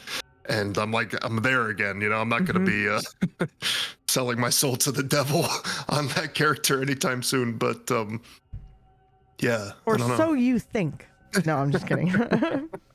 Till a PB character comes around and rocks his world somehow. Fudge's new fucking album made me want to log in more than anything else has in the last 3 months. Oh my God. I was like, well, I guess I just want to play now. I was rocking it to some roleplay the other day, and it was hitting. We're going to use some of those in the show, actually. I got the okay to use, well, actually, I won't tell you which ones we'll use in the show, but go listen to the soundtrack. It's incredible. It's so good. It's called Redemption 2. I'll put a link in the chat for those listening. Okay then. Who's next? Trench. We skipped Greg. Did we skip, or have we just not done Greg yet because we're doing you next? No, Greg was going to, and then Greg was going to, and then I made a joke, and then we just skipped. I was gonna get back around to him, but yes, okay, Greg, tell us about we your skipped decisions Sandy because he has been. I don't know what I can say. Well, that's the only reason I jumped in. Maybe we don't know. Maybe like thoughts and feelings about kind of just the energy that you wanted. If you don't want to say much more, then that's cool. That's totally fine. I think I can talk about what I didn't want Fen to be. Yeah. Yep. I didn't want him to be Hop. I didn't want him to be charming. I didn't want him to be charismatic. I wanted to play. My favorite vampires are little moody, broody boys. And I wanted to kind of encapsulate some of that. Someone who's moody yet apathetic at the same time, and is not easy to trust, or not easy to trust another unless there are certain criteria that like he has like this checklist almost unknowingly. And that's, I just kind of wanted him to be that guy in the corner that's just like keeps to himself and has his secrets, but like I think for me my most comfortable characters are ones that are charismatic and ones that will talk their way out of a situation, and I just wanted to not do that, which is hilarious when you consider the B team. We can talk a little bit about the B team now if you want. just in like, because that episode comes out, I think, tomorrow morning. But I did notice, I am curious about your feelings about Moog, and we've said it already and whatnot. Yeah.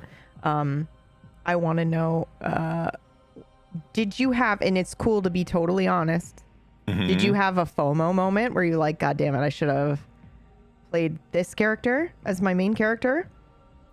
Throughout every single, since playing Moog, because we played B Team for what, 2 sessions in a row, 3, something like that. 2 sessions in a row. 2 sessions in a row, but we've done 3 in total. Yep. I think. That's right.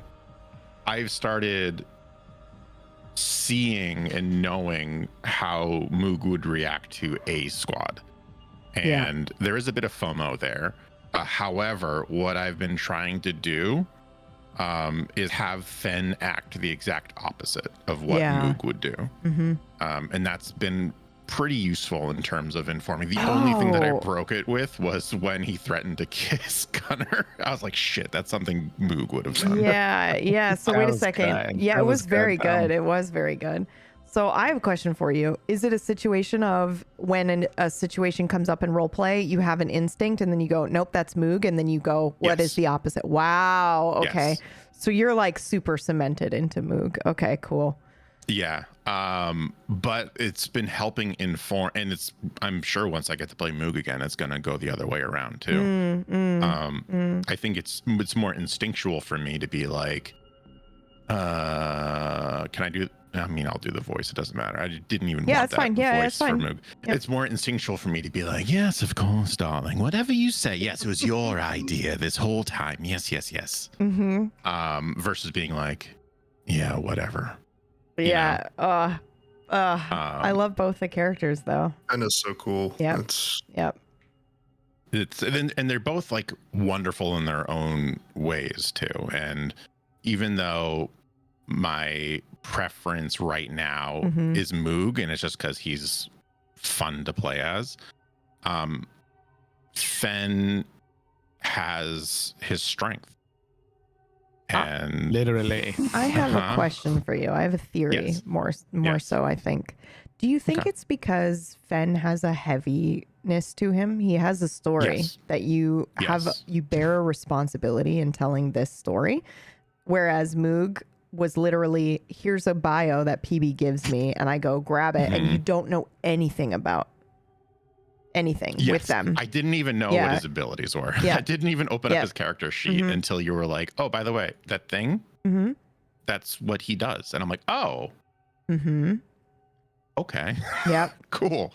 Yep. There is something there, but it's also, it's another example of one hand washing the other, where I know how Moog would react in a situation, but Moog's backstory-ish is coming together a bit more because I know what Fen's is. Yeah, for me. And you can just feel free to railroad if you want. I don't care. But little things about Fen, like family. Like if I'm playing these characters as opposites, which is what my mind is cemented as, then Fen's family is opposite. If he even had one, would be opposite to whatever Moog has, or vice versa. So that's fun. That's fun having that the duality there. Yeah, it's been really cool to like, especially because we know, and this isn't a spoiler. This is just PBU bullshit. We know that they're connected somehow. You know, the A team and B team are connected somehow in some way in the story. We just don't really know exactly how yet. But that is a fun way to approach a character, I think.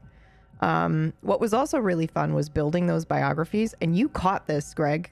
I think you said it's funny how we're all now just seemingly playing our other, like you're not playing your other character, like you're playing somebody else's character bio. Yeah. Like it's almost like A team has a bio, and then I swap those around, and then you guys pick them, and you're each playing a different one. You know, like Moog would be Constantine-esque, right? Yes. Yep. Yeah. With that same energy. So yeah, very, very cool. It's fun. I very much enjoyed B Team, and I hope everyone enjoys B Team when that episode hits tomorrow. It's really good. It's really fucking good because I edited it, and like usually like when I'm editing, because my ADHD goes rampant, I have to like take breaks and stuff like that. But this one I was just like, all the way through, except for like a lunch break. I think I was like, oh my god, blah, and then this happens and this happens. Yeah.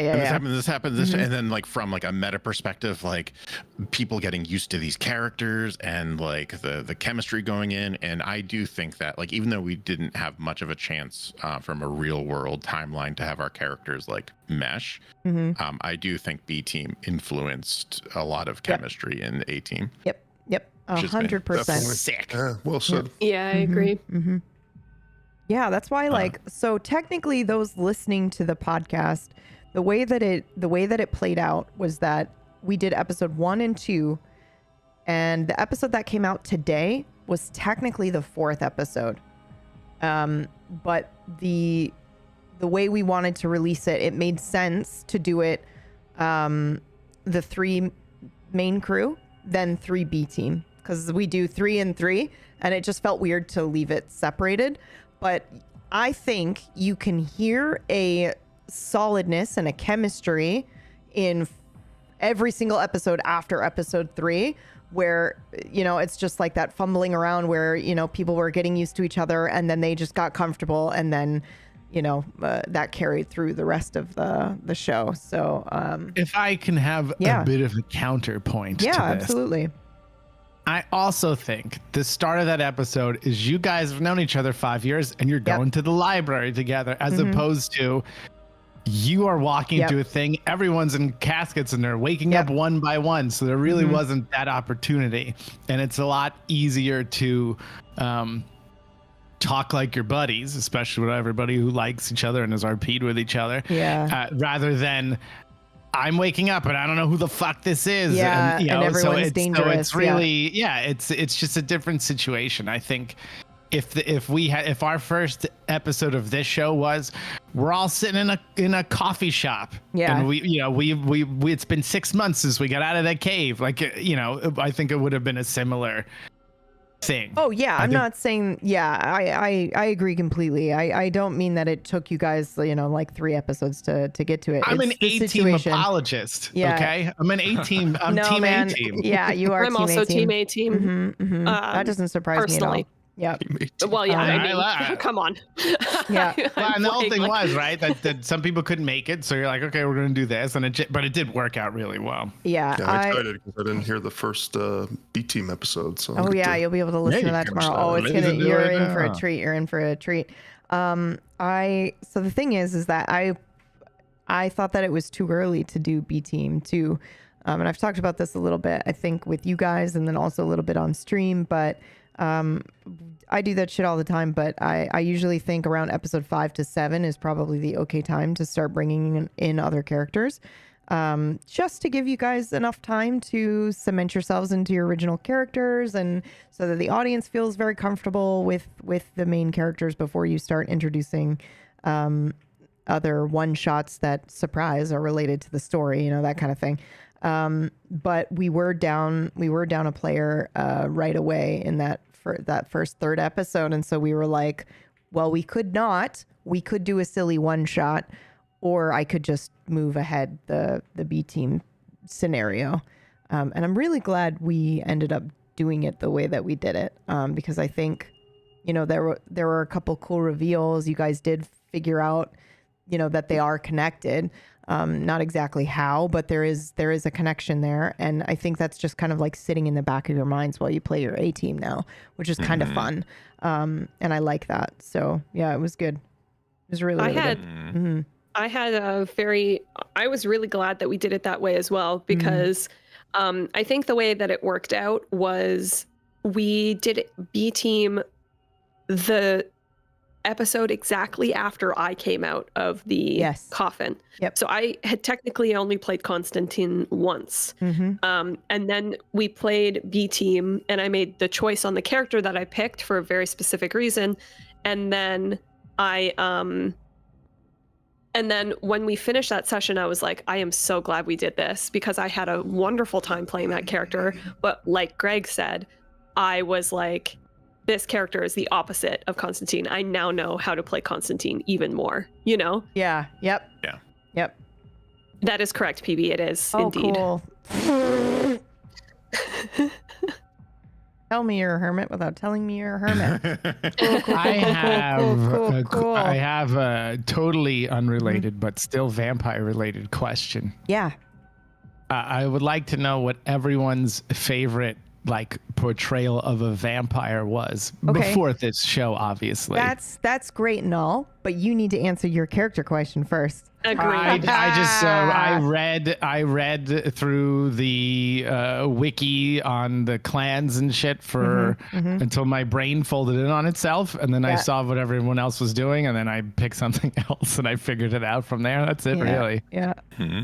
Well, and it was really, I mean, I can't say more than without revealing some stuff, but it's like, you know, what type of characters everyone playing, whether the clans, I want to do something different.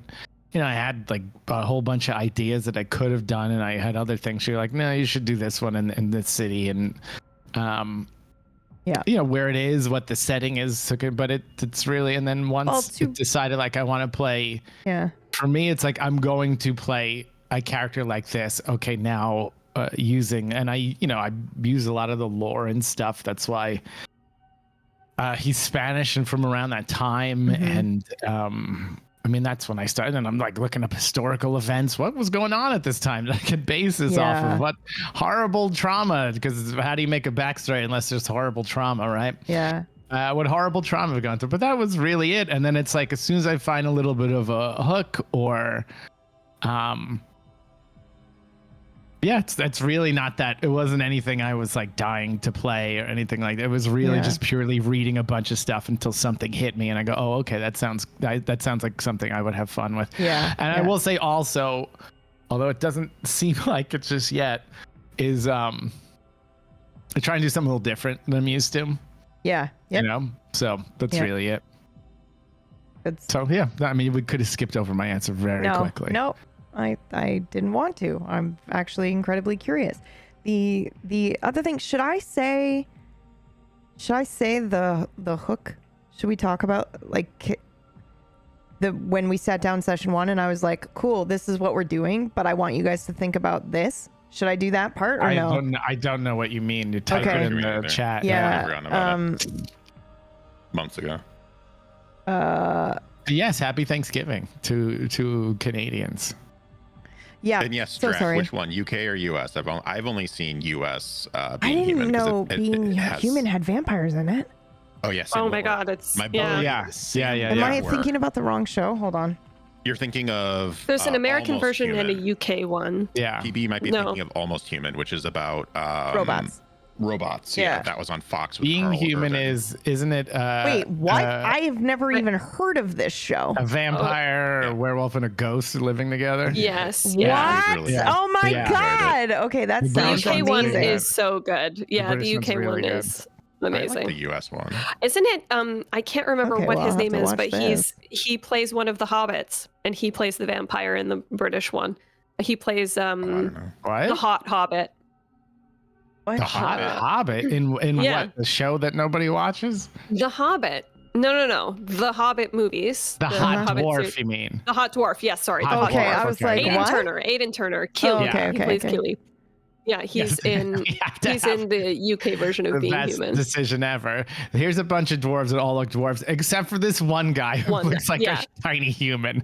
Who is obviously going to be the love interest for some reason. Stupid, man. It was so dumb, dude. And meanwile, his brother looks like a fucking... Yeah, I know. Okay, he should his he should be called out for being a freak in dwarvish society, because I can't believe you like this guy. He's ugly as hell. Look how normal and straight his nose is. Ooh, peeps. Yes. Yeah. That sounds fun. Okay. So, some of the character decisions were informed by the hook, which I actually struggled with presenting you guys the hook or surprising you with it. And I think that I could have done it with this group where I just surprised you, but so what I ended up doing was I sat the players down during our session 0 and I was like, okay, you guys can choose Chicago or you can choose New Orleans. And there was like a cool little video stinger for each. And I think the consensus was New Orleans. And so when we did that, I went, okay, because I had two different two different story ideas, and I couldn't decide. So I was like, I'm going to make them do it. But the hook then for New Orleans, I basically was like, okay, you guys are going to wake up in coffins, or you basically will have been trapped for however long. It's up to you to decide. But you have been accused of a crime, and it's up to you, the player, to decide if you've done it or not, but you don't have to know that right now. You can figure that out in roleplay. But I will think of a crime to accuse you of, or we'll work on one together. And so that was like a huge part of the building of the character. But I thought, like, the reason why I did that is because I didn't want a situation of you go away, you think about your like ideal vampire character, and then I start session 0 with surprise. You've been thinking for the last 2 months about how your character is in 1995. Well, sorry, you've actually never experienced 1995. I felt like it would have been too much of it's not a surprise. It's now I have to rework my character because you've been thinking about, what they're doing and, what the 70s were like for them, et cetera, et cetera. And so at the end, I decided I'll just tell you the hook of episode 1, because otherwise I could destroy your character in utero, so to speak. But yeah, so can I ask what the reaction was to that? Because I think when I first reached out to everybody, I was like, we're going to do a show. It's a vampire, blah, blah, blah. And then it wasn't until session 0 that I told you that. So did it change your character creation at all? Absolutely. Yeah. 100% it did. And in a really cool way. I mean, okay, so for example, just knowing that because I was originally thinking of Constantine and who he would be. Yeah. I knew he was going to, I expected that he would have some influence. I had a plan for the place that he lived, the people, like the level of power that he had. I kind of was anticipating all of those things. And so it changed a lot of his backstory, obviously. Yeah. And then has changed a lot. I really, really liked it. At first, I was like, oh, I don't know how I'm going to play this character because he's supposed to be like powerful. I really tied in his social power with who he was, right? Yeah. So I was like, oh, I don't know how I'm going to play this character if he doesn't have social power. But it was a really excellent challenge to be like, okay, well, how did he get the social power in the first place? Like, you don't just have it all of a sudden, you have to build it. Yeah. So who is he when he's been, when he's sort of lost everything and he has to kind of figure out something new. And I really preferred it. Ultimately, it was awesome. It was really, really cool. It was a fun exercise. Yeah, I was like, it takes away the fun of the surprise, but also that's one of those surprises where it's like, oh, and that's just not how I had imagined my character. And I've been thinking about my character for 2 months, and it's like, it felt a little like GM railroady in a not good way. And so in the end, I was like, nah, I'll just tell them.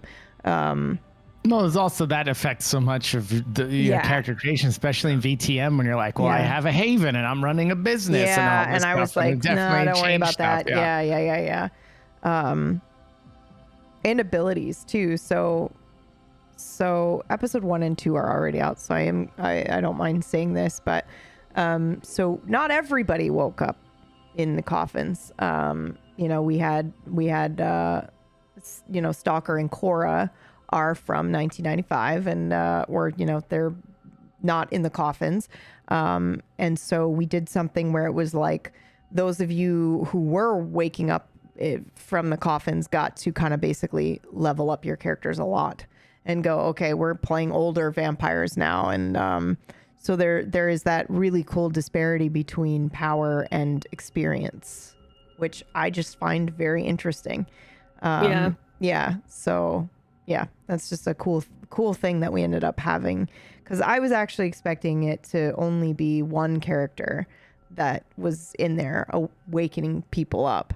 But I'm really glad that it ended up being 2, because it does help balance that out, that experience. 100%.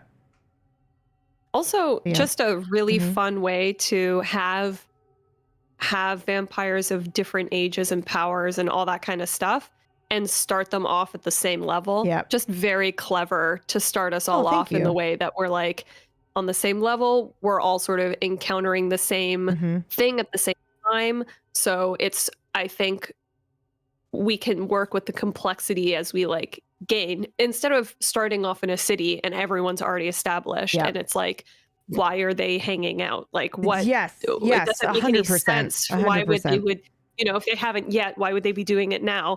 But this sort of like, this thing just immediately brings us all together, makes complete sense, and it creates a reliance on each other that otherwise wouldn't have been there.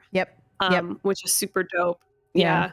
So I was thinking about like, what kind of setup do I want to do? And I want to do something different, and I fucking loved Leech, but that was, we're all playing established vampires. We're all from different clans and we're going to fuck each other and then kill each other, like that was that whole show, and it was excellent. I loved it.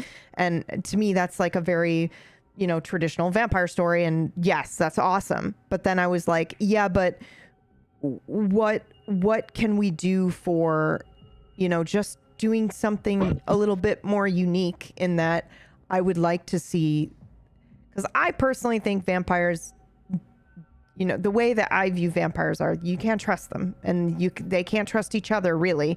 Like very rarely will it be a situation up there. It's like the big cat that people were like, I've got a big cat and it's my buddy, and then one day the fucking cat rips your guts out.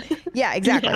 So I feel like they're like that with each other, and they can be, they can be part of a pack or whatever, but ultimately they can fucking rip your guts out one day if they decide, or if they feel like it. So it's just kind of that vibe, and I wanted to stay true to that without being like, I just really wanted to stay true to that idea. So I was like, how do I present a situation where at least at first you guys have a reason to work together and actually be together and have it make sense? And then also, how do I present a situation where you don't immediately rip out the guts of the people who woke you up? You know what I mean? Yeah. Because like any other scenario, you would wake up starving and you'd just be like, you're my food now, and eat them. And so like, stripping you, like, because you guys were so old, or old enough, you're not even in your starting zones, which was another important thing that I thought about, is like, oh, that's perfect, because now you don't have any of your social contacts. No, like all of that is gone. You have to rely on Cora and Stalker to give you some information, at least in the beginning. If you guys fuck each other and then kill each other later, cool. Love it. I'm down for it. But in the beginning, I just wanted to see what would happen if I put some vampires with similar, what's the word that was used? Injustices happen to them, So, yeah. Anyway, Trench's question. What was your favorite vampire character, correct? I didn't just forget. portrayal of a vampire before this. Well, I have a long relationship with vampire portrayals, as we all do. Definitely thought you were going to say porn. Porn trails. Porn trails. This is a really hard one for me, because I've always loved vampires, and I love many different portrayals of vampires. I would say like definitely my top is Anne Rice vampires. I just really, aside from what we were just saying about like the banging, I really appreciate the sort of classic nature of them, the like tragic, romantic, violent nature of them. I think she really nails the balance with them being sympathetic while also being violent and monstrous, which I think like a lot of people lean out of the violent and monstrous in order to remain sympathetic, and or they want to lean entirely towards monstrous, which I don't really love. Like personally, I respect, but I don't love a vampire that is completely inhuman. I like somewhat human vampires. the other one would have to be Underworld. Like Underworld really hacked my brain. I think it's the first vampire thing that I watched. I must have been 12 or 13 when I watched Underworld, and it literally like downloaded into my brain. I was obsessed with it. Yep, with Kate Beckinsale. Yep. My sexual awakening, bro. Oh my God. Oh my God. Just like dude, there are like scenes from that movie. I had a 9-foot cardboard cutout of her from that fucking show in my room. And 9 foot? Yeah, like it was like one of the movie ones that you'd go and like a friend got it, worked at the movie theater and then was like, yeah, we're done showing this now. And here, do you want this fucking really tall Kate Beckinsale cardboard cutout? And I was like, yeah. And I don't know how I didn't know. And my mom didn't know I was gay as fuck. Like that was just like in my room and the other one was the Neverwinter Nights poster of a game I didn't have a computer to play, but that fucking hot girl on that poster. I don't know how I didn't know. Yeah. Oh my God. No clue. Yeah. Anyway. Yeah. Underworld. So Underworld. Yeah. I mean, there are scenes from that movie that are like printed into my brain. And I think the lore of Underworld, like with the werewolves and everything as well, like the lore of that. I mean, I went on to attempt to write my own vampire novel at the age of 14. Spiro, right? Which was, yeah. Well, the main character was a vampire princess, but then the villain was the Goblin King named Spithro, Spite for short. Yeah. Really batting 100 with that 14-year-old writing. But yeah, heavily influenced by some of the stuff that happened in Underworld as well. So, I would say that those are, but I have to say that my ultimate favorite is the most recent Interview with a Vampire AMC show. Like, I can't get over it. You guys have been victim to me talking about it endlessly. But it's just unreal. We have channels in this Deathless Discord, by the way, that are Merg's Watch Party, PB Watch Party. I don't know. Everyone has a watch party as we go through and watch the vampire Greg's Interview with the Vampire one, yeah. Greg's was fucking so good. Yeah, because we were sitting there like waiting, and then when he got to the final episodes, we were all like, hey, can we just watch with you? Can we watch you watch the show so that we can have your reactions live? Yeah, it was so good.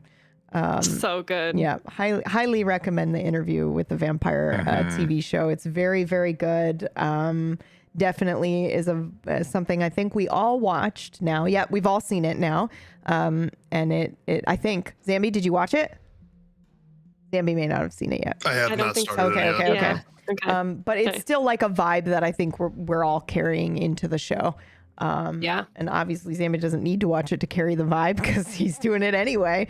But I think that's a good one too. So I was thinking like growing up and watching like different vampire media, I was never really exposed or too into like the classical vampire.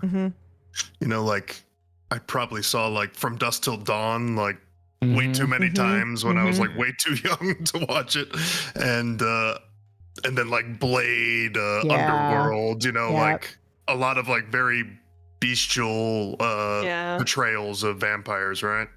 But I would say the thing I was probably most into was True Blood when that was like first airing. Oh I was just really into that, like the first few seasons. I never finished it, but and then like when we're doing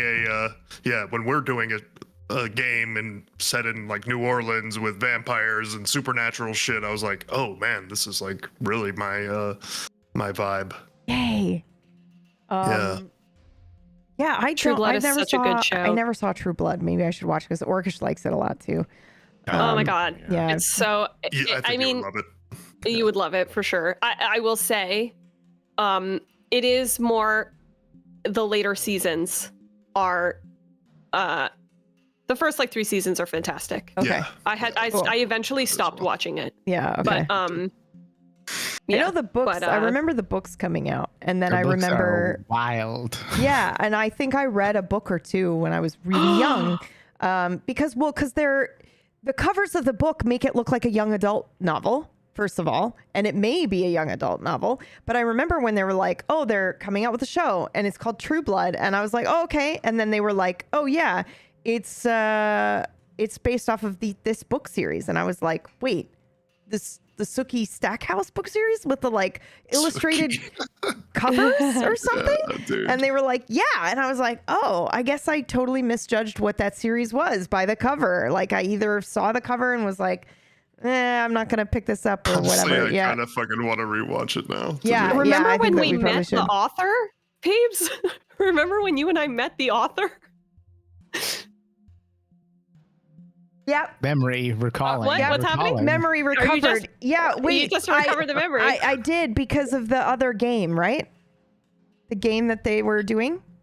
What are you talking about? Yeah. Why don't you just? Yes. They were doing a game. Yep. They were doing a game, and then they were doing a launch. And I think she wrote the game, and then we went to, and we have photos of us with her. I didn't know who I didn't know who that was. Yes. Yeah. She was the author. Oh yeah. I think I literally. Okay, my memory is so bad. I had no idea that's who that was. Yeah. You did at the time because we talked about it at the time. And I was just, I think I've met a couple, and I'm using air quotes, celebrities, in life, and I think the only one that I was really like, holy shit, was Bruce Willis.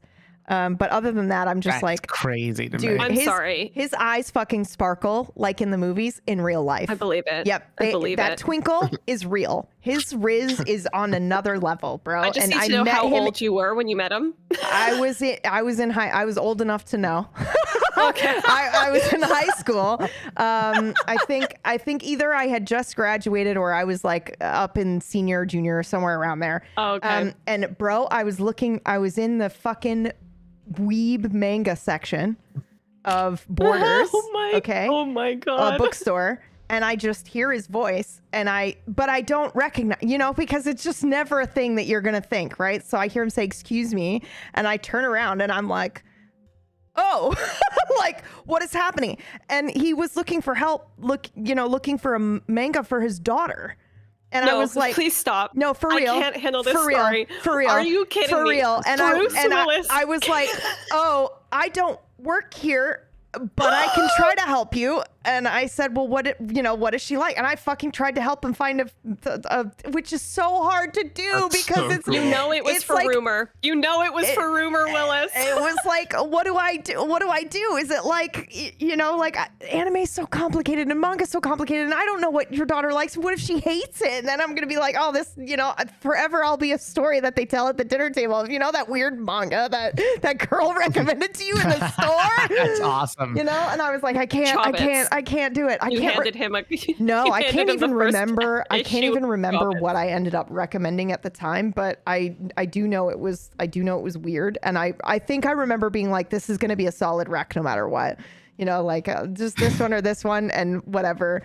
Rumor Willis has come out recently as being diagnosed autistic and neurodivergent. So my guess is that it's Rumor who wanted the manga. Yeah, and I'm sure he fucking loved it. The one that you chose, I'm sure she loved it. Bruce, I suggest it's this one. It's called Berserk. It's really something your daughter will love. Oh my god. I think it was like, I have to remember what I was reading at the time because it was something like something around there because I used to read it and a lot of that and I know it wasn't Ranma because I was like, there are tits in the first chapter, but I definitely had a moment where I was like, oh shit, I have to think about all the things that I love and that all the fanfic that I'm reading and I have to think about it for a second. I can't just recommend my actual favorite thing because it's a thing I think you only have to worry about if you're into anime, right? You know what that is, where you're like, somebody's like, describe to me what you're reading, what's it about? And you're like, oh. Actually, hold on. Let me try to censor this real quick and just run through this and see if it's going to come off super fucking weird. Hey, what do you read? Like, what books do you read? Well, romance. What kind of romance? Oh, this is going to be problematic. Yeah. Mentors. Yeah. Oh, yeah. I'm just reading this book about this guy who brings home a sex doll and she turns on, like she wakes up and has a personality and it's weird. That was my first manga. I want you to know that was the very first manga that I ever read. It was the first one that I bought with my own money because I was alone at the anime convention. I bought it with my own money because I liked the art, and then I brought it home. And you were like, and "Oh thank no!" God I had a neglectful parent in the house. I remember mine. This is the most story of all time, by the way. This story you just told is the most story of all time. I can't believe that that Bruce Willis asked you for manga recommendations. This is I'm gonna fall down and die. This is the last thing I want to hear. Like oh my God. Anyway, what was your first? Parasite. Which says so much about me. Wow. Yep. And I picked it because I too liked the art. I was like, "Ooh, this looks fucked up." Can we just hold hands with our really questionable first manga choices because we like the art? Like I wish I had the producer brain right now to just pull up images of both of them on the screen so people could see like how different they are. But yeah. Well, I was I think the first manga I bought, I was 13. I had to have been 13. Yeah. So pretty young. Yeah. Anyway, wheeling and dealing alone in an anime north. Sorry, continue. No, so we were talking about favorite vampire portrayals, and then we met the author of the book I'm about to start reading. I'm gonna go ahead and start reading those books, and then I blanked. Oh, who hasn't gone yet on favorite vampire portrayals? You. Okay. I was trying to buy myself time to think. I think, of course, obviously there needs to be a mention of Underworld.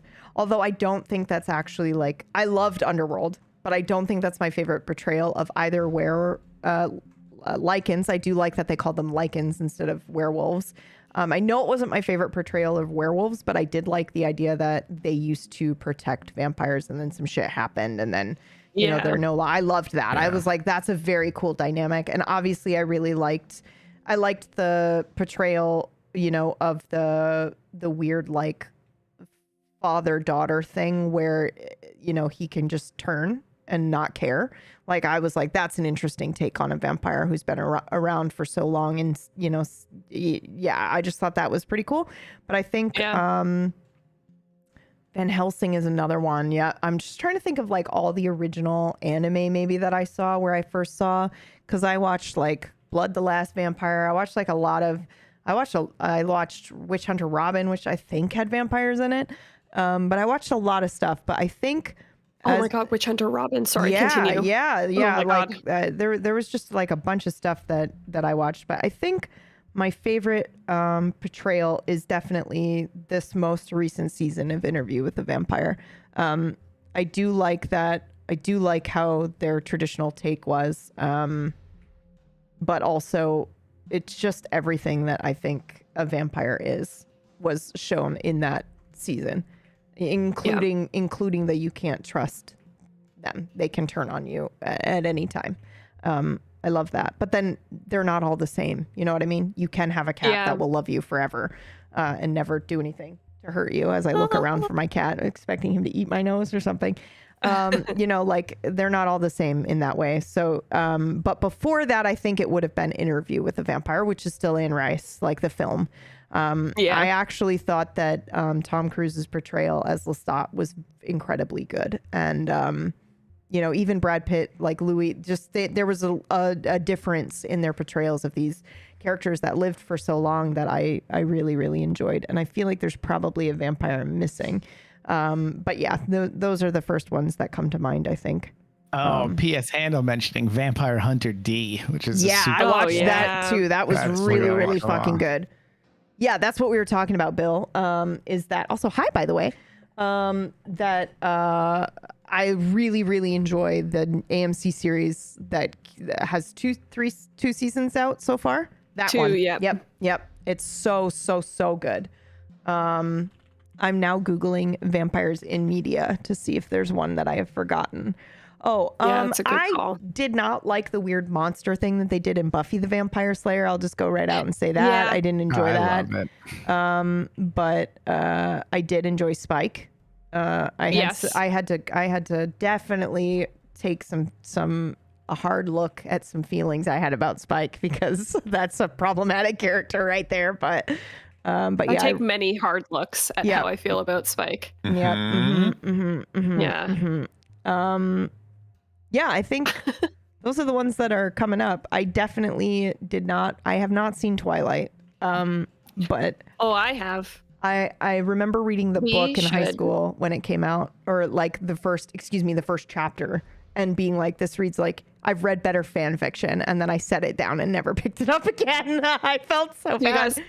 Do you guys want to hear my shame? Yes. This is it shouldn't be a shame. You shouldn't. Yeah. Okay. Go on. Well, you just wait. Okay. All right. You just wait. Okay. Okay. All right. This is deep cut. You know the story about how you just met Bruce Willis in a manga, and that was like the Riz was awesome. This is like anti-Riz information about me. So when you watch Constantine on the next episode, try not to think about what I'm about to tell you. Oh no. Okay. So I read Twilight.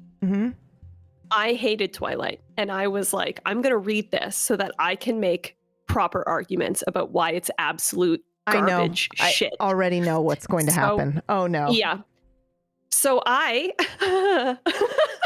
read the first book, and I have to tell you, I was like 19, 20. So first of all, too old to be reading Twilight, but also I was, I never really had a boyfriend at that time.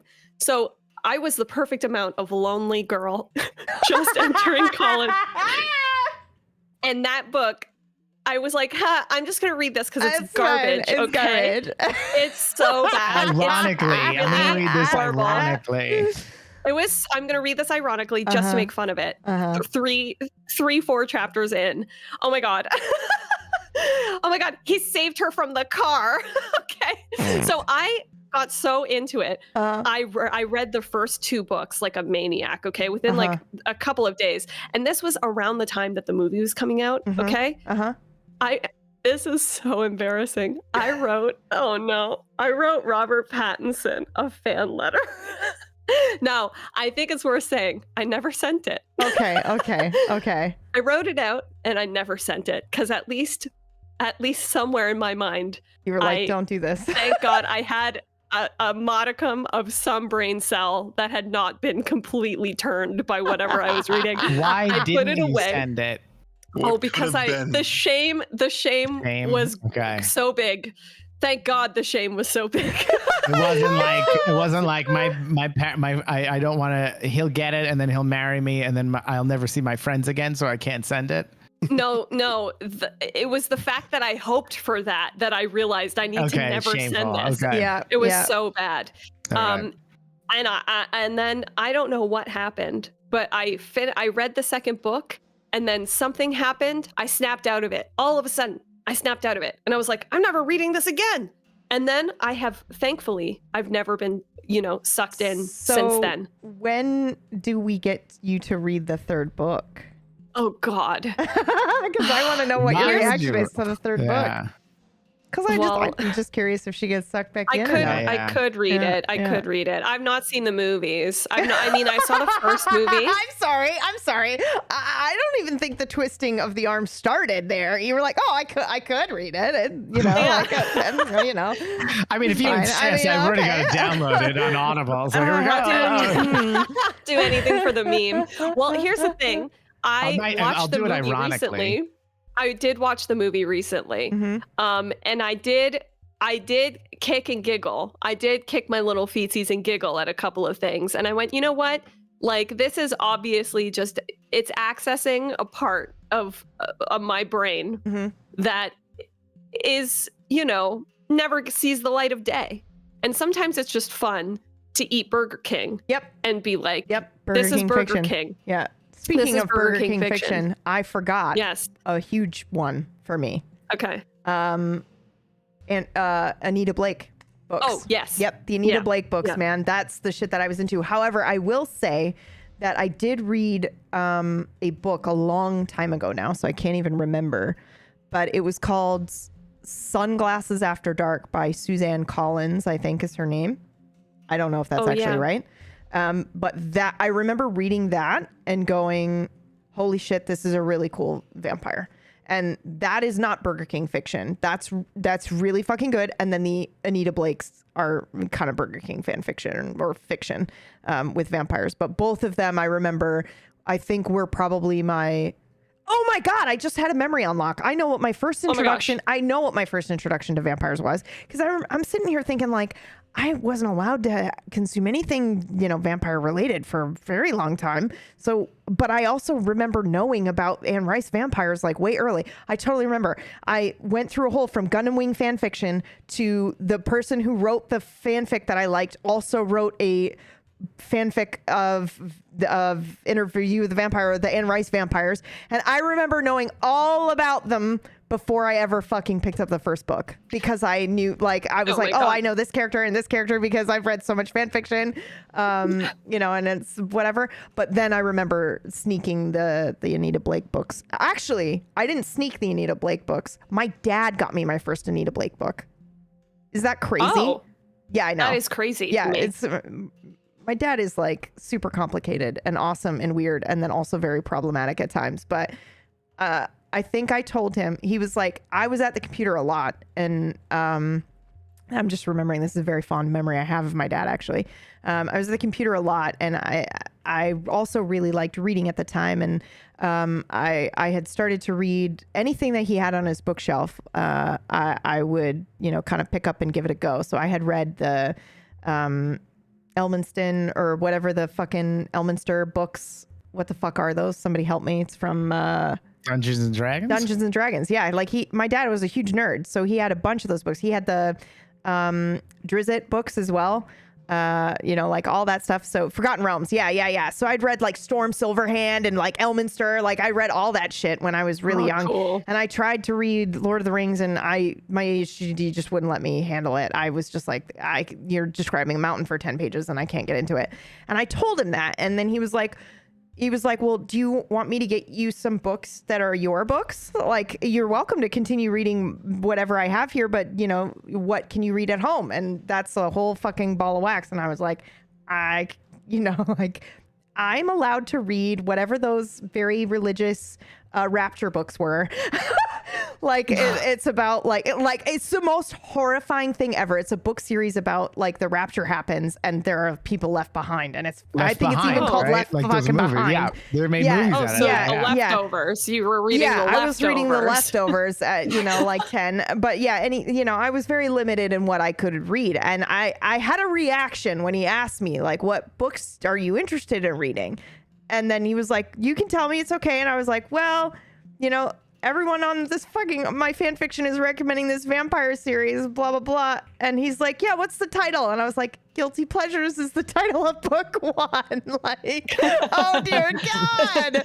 And he was like, yeah, okay. And this is the thing about my dad. One of the good qualities about my dad is that if I needed something like clothes or books or something like that, it would be done. Like the next day he came home with 4 books from the series. He's like, I got the first 4, or I think it was like, I got 1, 2, 3, and 5. 4 wasn't in, which I know now why. But I've ordered it, so it'll be here. And here are the first 4 books. And that's just like, whereas like at home, at my mom's house, it would be like, hey mom, I need this thing. Yeah, okay, we'll do that. And then never happened. Because my mom has undiagnosed ADHD, but anyway, it's just like, I remember that. So he got me the first Anita Blake books, and then he also read them. And so that was fucking awkward. He was like, yeah, that was really good. And I mean, he still will email me today being like, oh, I'm on book 28 of Anita Blake. And I'm just like, yeah, I stopped reading ages ago, Dad. But yeah, that's so cute. Yeah, it's pretty cute. But yeah, so he got me those books. I really enjoyed the way the vampires and the other were animals were portrayed in that. I quite like that a lot. That I just realized I've been rambling for 8 hours now. Somebody start talking, please.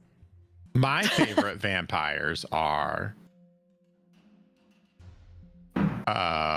Lair of the White Worm.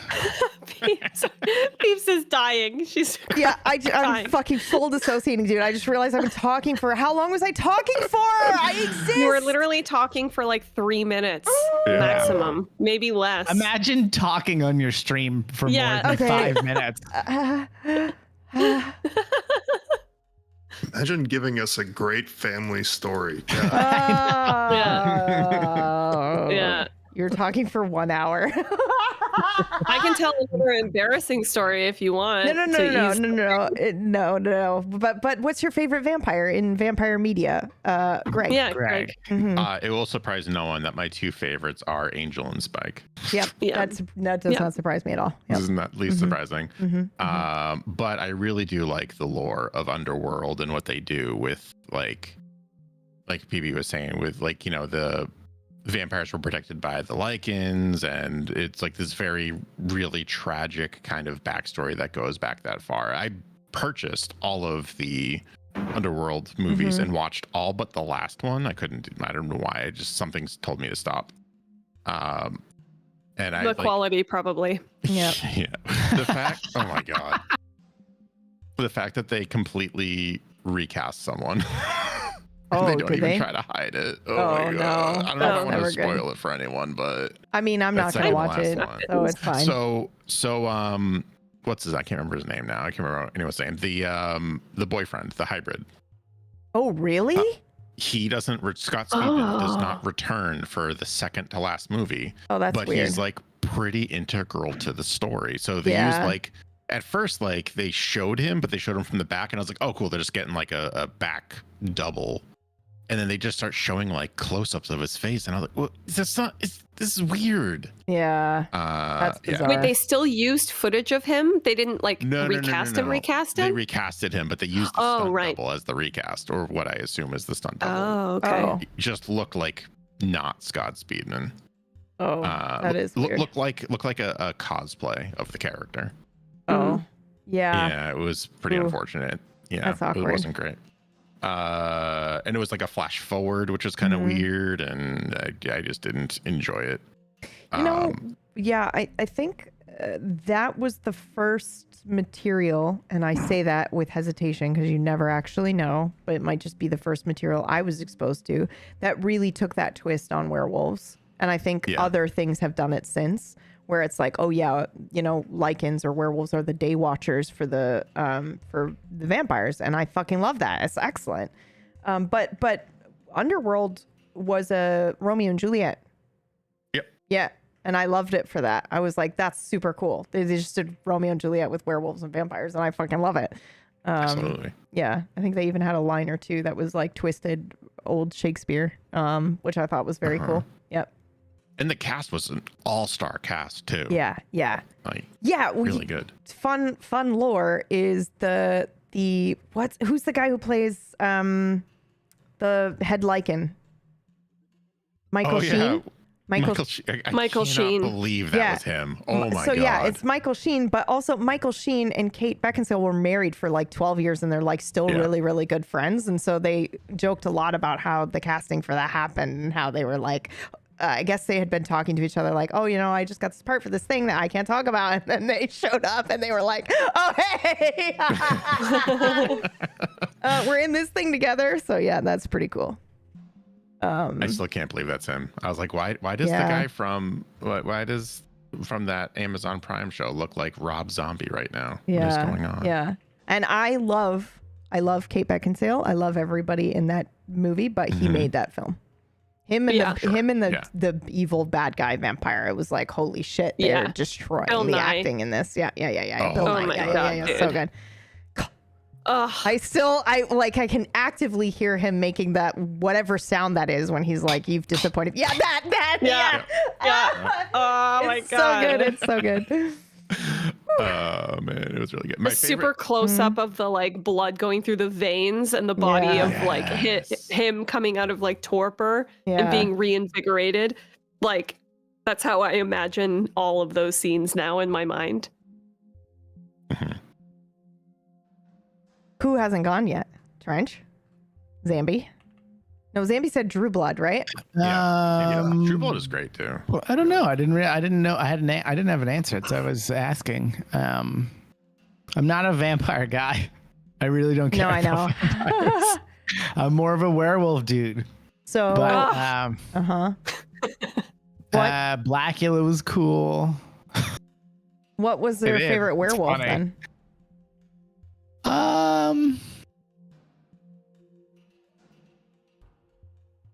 Shut up, tough. Drac. Wait, for real? Apparently there's that's a real thing. There's a connection between an uptick of vampire media in society when there's an increase of financial instability. What? Yeah, that's why Twilight was super popular in 2007. What?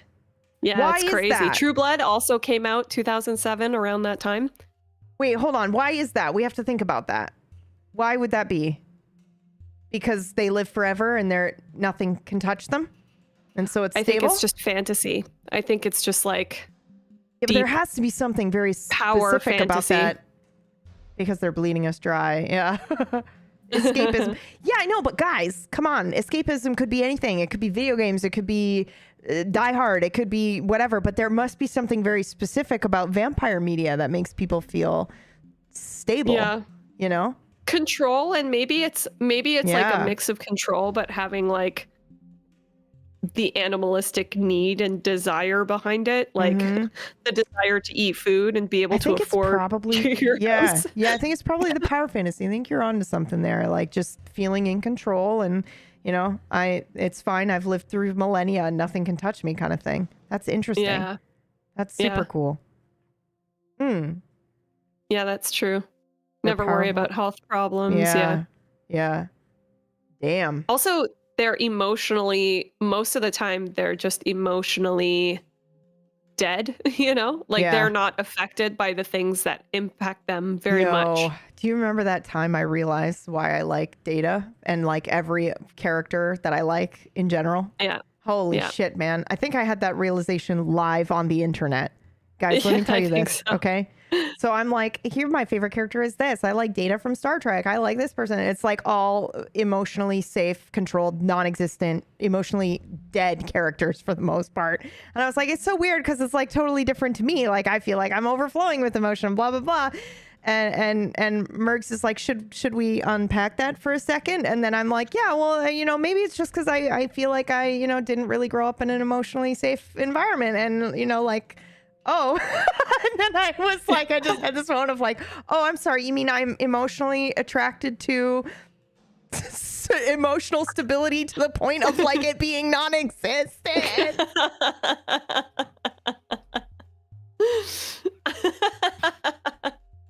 Oh, yeah, it was a good one. Yeah, that was really good. Oh, and just emotionally unavailable people because I also had I had neglectful parents for the most part. Like, okay, cool. Love that that's a fucking thing humans do. If we could not, that would be great. So annoying. Anyway, I did it again. I'm talking. See the movie. So you know, I saw this movie in the theater and I remember liking it, but I have no recollection of it. Except I know who was in it and the feeling that I liked it. So who knows if it's actually still good. But I think it was called Daybreak. It's with Ethan Hawke. Oh, yeah. Never mind. Ethan Hawke and I think Willem Dafoe. And it's a vampire movie. So it's probably where good. they're like selling... Wait, no, that's a different movie. But I think I've seen that one, yeah. There is some operation going, like some business going on, and I remember, I don't remember, but I remember it's cool. Daybreakers. Yeah. Daybreakers, yeah. Sam Neill's in that. With Spring Breakers, which also I vaguely remember this movie. Yeah. Oh, yeah, this movie's badass. That's a cool name for a film, I gotta say. That's pretty sick for a name for vampire, or anything related to vampires. It's pretty cool. There was did anybody see the movie Night Watch? I think it was called Night Watch. It was a foreign film. I don't know if they ever made an English I remember version hearing of it. about it. This was my college days, maybe? No, it was beyond that. Oh. It sounds so familiar. What was the Swedish one? Let the right one in. The right one in. I haven't seen it. I've always wanted to watch it. Yeah, I haven't seen that one yet either. But I really liked Night Watch. It was very good. I think it was a Russian film, but yeah, it was good shit. Yeah, definitely worth it. Yeah. We just watched that recently in Classy Katie's Discord. Yeah, I remember watching that when it came out and being like, wow, that is great. But I think it's based off of a book series, a trilogy, and I don't know if you never have to apologize for typing in all caps, Bill. It is my main function in life. And I only, every once in a while I go, man, this is just I just type in all caps all the time, and people must think I'm crazy, but I don't care. So if you get excited, it it's matches fine. the way you speak with out loud. Yeah. It's good. Holy shit. What was that one? The 30 Days of Night, the vampires up. Oh yeah. Like really just the concept of vampires that live where the sun is down for months is pretty fucked up. Yeah, Oh, it's dope. that's pretty cool. Yeah. They're like up in Alaska or something you like have to that. see Based off that of a one. comic. That one's Okay. Cool. it's a great one. I don't know. Yeah. I can't speak to how good the actual movie is, but it's a cool. I just watched it recently. It's still really? very Oh, that's enjoyable. good. Yeah. I'm sorry. Del Toro has a vampire movie. Yeah. What's it called? I've never heard of this. Kronos. Yeah, that was recent, I have to right? watch it Last couple of years. immediately. Yeah. I Is he think. eating I love Del Toro. children? Yeah. Del Toro gets me. Benicio. Yeah. Yeah. Oh, no, Guillermo del Toro. Guillermo. Oh, Guillermo. Oh. Yeah. You know, when he released Shape of Water, I was like, you get me. Oh yeah. You, Yep. you get me. It's about fucking a weird creature. This Listen, guy knows. He gets it. Oh shit. He's out here fighting the good fight for us monster fuckers.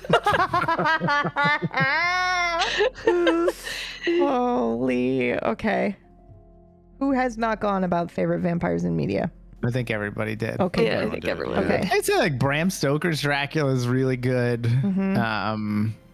Did you see the Dracula? There was like a 3-episode mini series like a couple years ago. The first 2 episodes were great. I didn't really care for the third one, but it was really good. I would, especially the first one too. Very cool vampire Dracula stuff. No, I don't I know think that it one. was just called Dracula. Yeah, it was Yeah. on Netflix or something. Cool. There was a comic that I read growing up. I think it was Mhm. Cliffhanger imprint called Crimson. And that was Ooh. like huge. That was like around when I was watching Buffy too, and Angel. It's been a while since I remembered it, since I've read it, so I might be misremembering, but it was essentially this kid is like the chosen one for some prophecy, and then he gets turned into a vampire. So it's like, how does this prophecy clash with his new infliction and all Oh that stuff? wow. And per usual, he's a broody little kid, and then his best friend is just this like outrageous, like comedic character who also kind of teaches him the ropes. My favorite iteration of that, and this is totally unrelated, but my favorite version of that in media has to be Roswell, where it's Liz Parker and her bestie, but fucking man, Maria in that, she stole the show, man. She's such a cool character. But yeah, anyway, sorry, I got distracted thinking about that best friend dynamic where one's serious and the other one's just off the wall crazy. Yeah. Yeah. Nobody mentioned the Lost Boys. I only first watched the Lost Boys Lost recently. Boys, Yeah. Yeah, it was only recently for me, so I wouldn't say it was like the most, like an informative thing. I forgot about Lost Yeah. Boys. It's huge for me. I dressed up as the main vampire from Lost Boys for Halloween once, because I usually dress up as a vampire for Halloween pretty much every year. And one year I went as him. It was very fun. Oh, that's a cool costume for you with the mullet. Yeah, I did like, a femme version of it, basically. I have photos somewhere I can show you guys, but Michael. yeah, I watched it later as well. I didn't really see it at a young age. You know what I did see? You see that Dracula movie? 2000. You see that movie when you're 10, and that yeah. affects you. Lost Boys affects the shit out of you. No kidding. Dracula 2000 is rough. Dude, it's so bad, but I was a child when I watched it because I got on a huge vampire kick, right? I watched Underworld and then I was really into vampires. Dracula 2000 came out around that time also. And then I was like, I didn't see Interview the Vampire until many years later. But do you guys remember a website called Quizilla? Yeah. Okay, Yeah. so I It never told got me into everything I needed to know fanfiction. about myself. Yes, exactly. I never got into fan fiction on like actual fan fiction websites because I didn't know it existed. I didn't know what it was, but I did find Quizilla, and there were people who would write first person perspective adventure quizzes that were basically fan fiction, but you were like the main character, and I found one that was like, it was a Lestat takes you out on a date one, and then I went insane, and I was looking for all the Lestat Quillas so that I could do it, and it would be like, do you go into the room or do you not go into the room? It was basically a point and click adventure, but using it was very weird. So I have like a formative memory of that, and I didn't see who Lestat was until many years later, so I had a very skewed understanding of that character for many years. My son is here. Oh, hello, son. Oh, buddy. Also, worth mentioning, big shout out to Acorn, who's not here. Yes. Has been absolutely killing it as well. I know she's streaming now, but huge love to Acorn. And should we rate her? Yeah, when you're done. Yes, yeah. Well, I just mean like, okay, I mean, we'll keep talking, but yeah, we should definitely rate her because I think that would be fun. Yeah, and she was also the one, I think we said this already, but she was the one who came up with the idea for the blackout or the grayscale cam so that we could still be a part of the experience. Uh-oh. Yeah. Hold on. I may have to... Are you just going to lay all over those dice? Hold on 1 second. My kitty cat's here, but now he's like, I want to lay on this desk.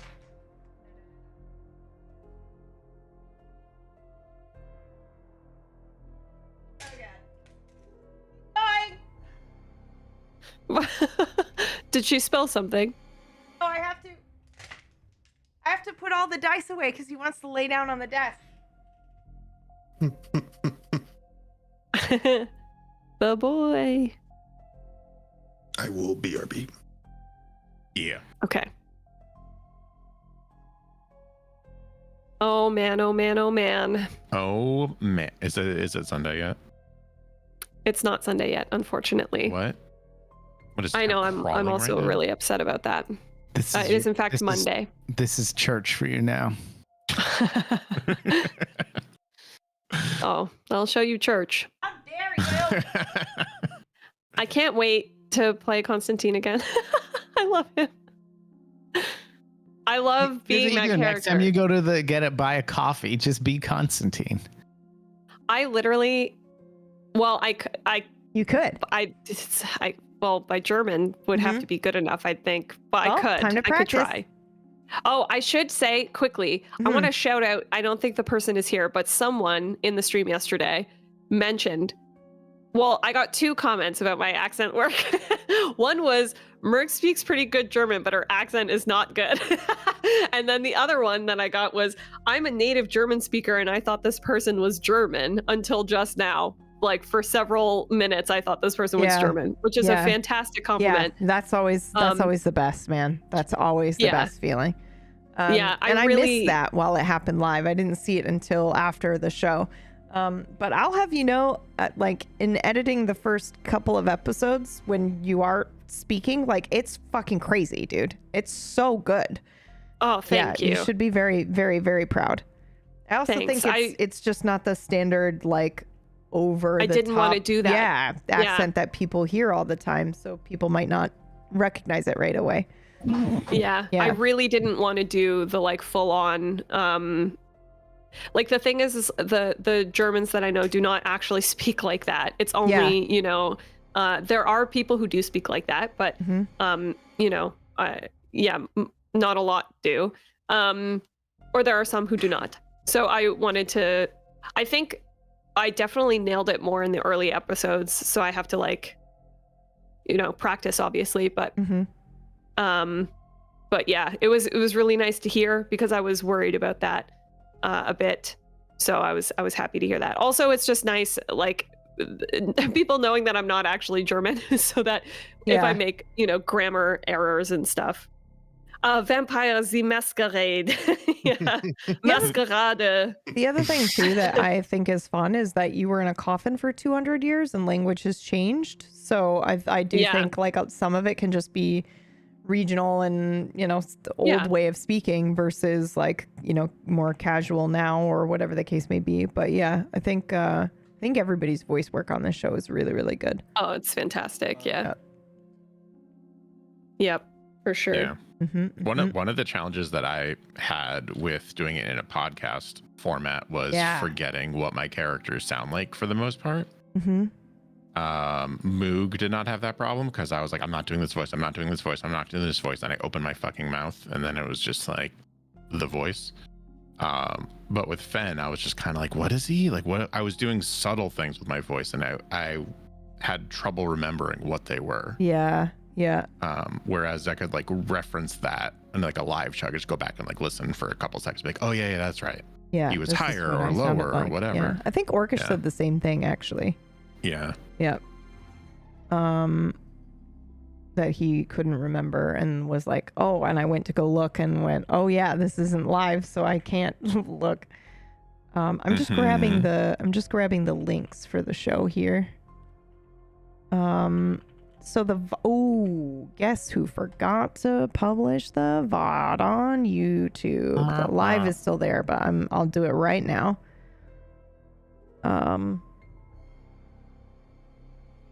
But yeah, and take that with the addition of 2 characters you're portraying and not just one, and you're just kind of like, oh, yeah. And now I'm confused. Yeah. I will be right back. I have to hit the loo. Yeah, of course. I will be right back. I will return in a moment. I will be right back. That's the Count Chocula is maybe my favorite vampire. That's my next character. Ich komme zurück. Okay. This is America, ma'am. You're gonna have to speak English. That's funny because you all did your well, I mean, yeah, that was your B team accent. That was really good. Okay. My next character is going to be, my next vampire is going to be just the Count from Sesame Street. What is going to be? And he has to count everything. That's hilarious. You're all welcome. Can you imagine? Gosh, just so autistic vampire. I think it's pretty fun to do something like that where you take like a joke, but then you're like, but what if I do it seriously though? Yeah. Like, how does that work? And like, does he have OCD? Is he autistic? Like, why is he doing this? Like, what's going on? Is it a curse? Is it superstitious? Is it something that's just in his head? Is it a compulsion? Supernatural or otherwise? I love that though, like what Drax said, but he's the Count is like he is, but he's insanely powerful. He's 3,000 years old. 1, 2, 3 millennia I have lived. As he's counting, he's manifesting it into reality. You are not worthy to fight me. You will face my beasts. And then here comes Cookie Monster. I've summoned the ancient beast. Sorry, I have to. Cookie.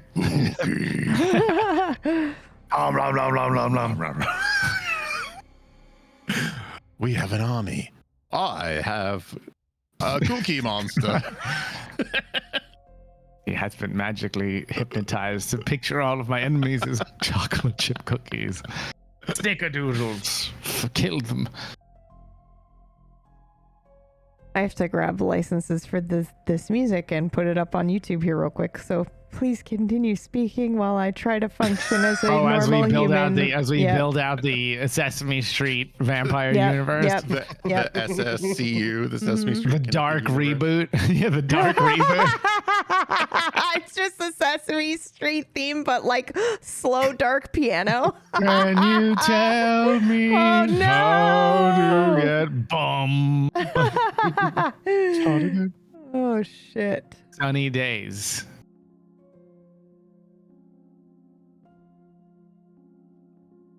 Okay, hold on now.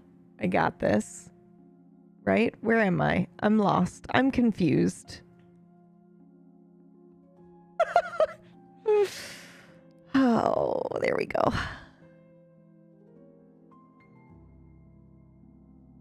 The counting is part of the pack. He made a restriction. He accepted to become unrestricted in every other way.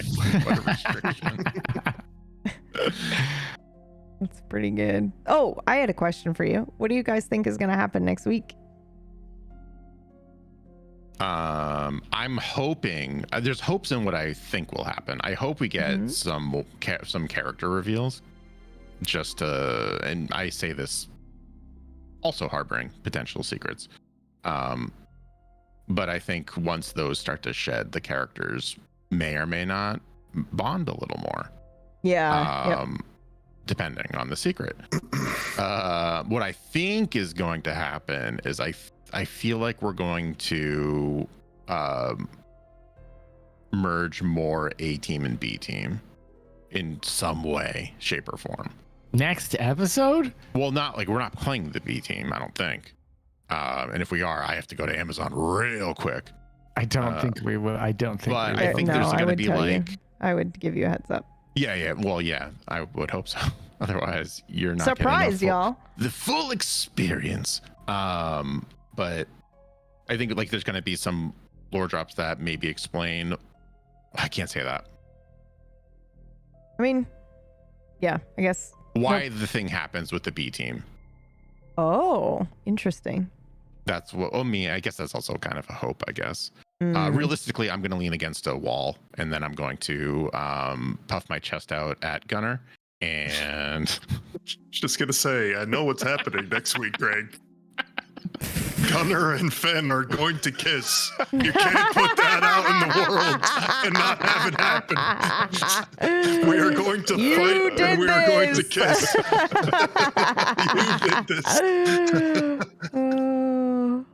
No, but seriously, I feel like something's gonna happen that pulls us into a direction soon. I feel like. Yeah. But it's gonna be interesting where we decide to go from next week, because I feel like Stalker and Gunner were thinking one thing, and Constantine and maybe Esteban are thinking they want to do something else. They want to go and. Yeah, I think there might a lot of ways it can go. I feel like a party split in a weird way. It's gonna feel like, I think. 100, yeah. Also, the other thing too is like Stalker kind of told you, but he didn't actually fully tell you what happened, in his experience. So I think you guys are like, oh, okay, somebody prevented you from contacting. Okay, cool, sure, fine. But he didn't go into detail into what happened. And I think if maybe he had, I think maybe people would be making some different choices. But what can you do? It's beating the shit out of Stalker on the ground. Yeah. It's like, I don't know if he, I think it would be difficult. To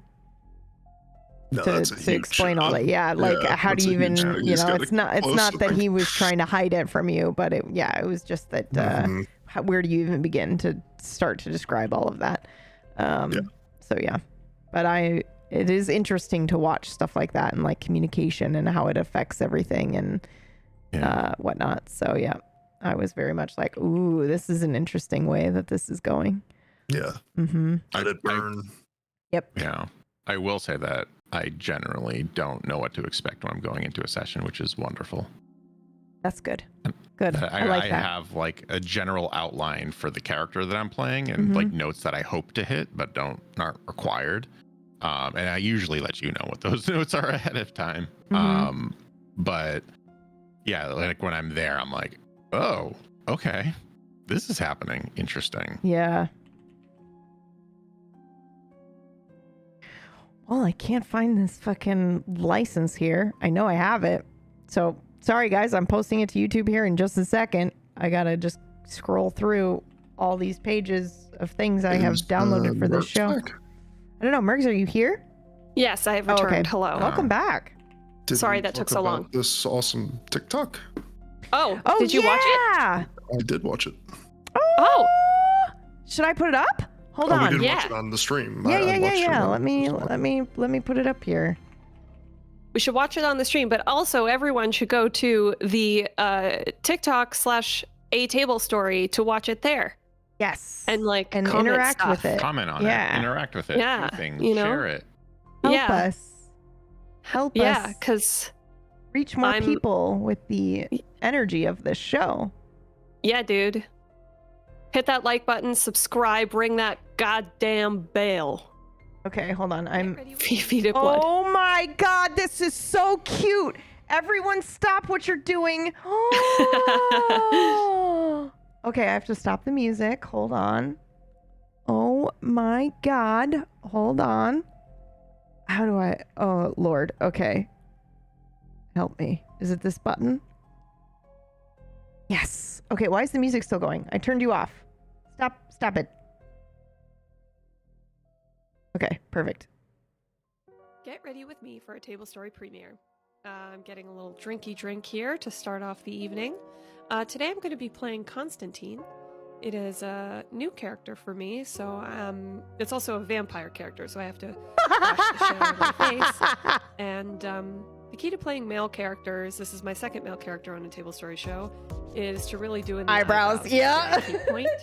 There you go. I'm very pleased with that. Also, you got to make yourself look tired. I don't know what it is, but if you're going to look like a man, you got to look tired. Coincidentally, it's the same thing if you're trying to look like a vampire.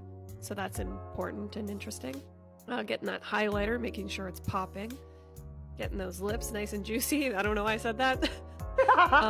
One thing you'll notice is that for some reason, I look like I'm in pain for all of this. The hair process today was really rough, I gotta tell you. I had 3 products. I had dry shampoo, I had mousse, I had hairspray, as you can see. I was like so shocked when I watched it back, dude. It was gross. Constantine is my new character on Deathless, which is a table story show which airs 3 p.m. EST every Sunday. He is a luxurious, lush, decadent vampire. I can't tell you which glam, but I bet you can guess. I like to choose a fragrance for all of my characters, and this one is Marc Jacobs Decadence, which suits Constantine. It's at this point I remember that I need to take my dog out. So God, you're outside. It's not the craziest I look. While I was outside, a little cuddle break. She's a good dog. All right, here we go. Get ready for the show. Say hi, everyone. Oh, that's time to go break the masquerade. Hey. Well, I have a deal for you. As my mouth gets closer. Ugh. Business at this hour. Oh my god! Get ready with me for a table story premiere. I love it! Oh, that was so good. Amazing. That was so good. Yeah. Oh, wait. I don't know where the... Oh, I cannot be trusted to do this today. Guys, I can't find my scene for recovery room. Please give me a second. Uh-oh. Yeah, no, it's here. There it is. We're back. We're back. So like I said, I know that we all watched it together here in this room just now, but you should also go to the TikTok and watch it. Go watch it there. I'm doing it right here. Oh, yeah. Boom, link. There it is. I'm also going to be at some point uploading behind the scenes of doing the art and stuff on some of the character art that I do for the channel. Wow. So, oh, hell yeah. That'll be fun to check in on. It'll be fun. I'm hiding myself for a second so I can finish eating this bagel an hour later. I'm going to be your guys's Gen Z TikTok social media person, even though I'm 100 years old. That's what you should say. And you should just run the account as Constantine. I'm 200 years old. And... Well, the funniest thing of all time is like, I've been commenting on the videos that I've been posting. Like you saw there, I wrote like, thanks for having me, table story. Yeah, but I mean, that's like, it's because that kind of comments or engagement is what helps. So yeah, exactly. Will these be put on YouTube Shorts as well? Yes. Yes, they will. They will be put on YouTube Shorts. It's just that YouTube Shorts tomorrow changes from 60 seconds to I think 3 minutes. So it makes Merge's job a lot easier. So we're just gonna wait until tomorrow. We have shorts up there already, but also like trailers for our shows and stuff are rarely only 1 minute long. So yeah, it was tough because like this one, for example, is 2 minutes and 5 seconds. Yeah. So yeah, it was hard. It was pretty tight cut, pretty tight edit to begin with. Couldn't get it lower than that. Yeah. Might as well just wait one extra day. That's fine. Exactly.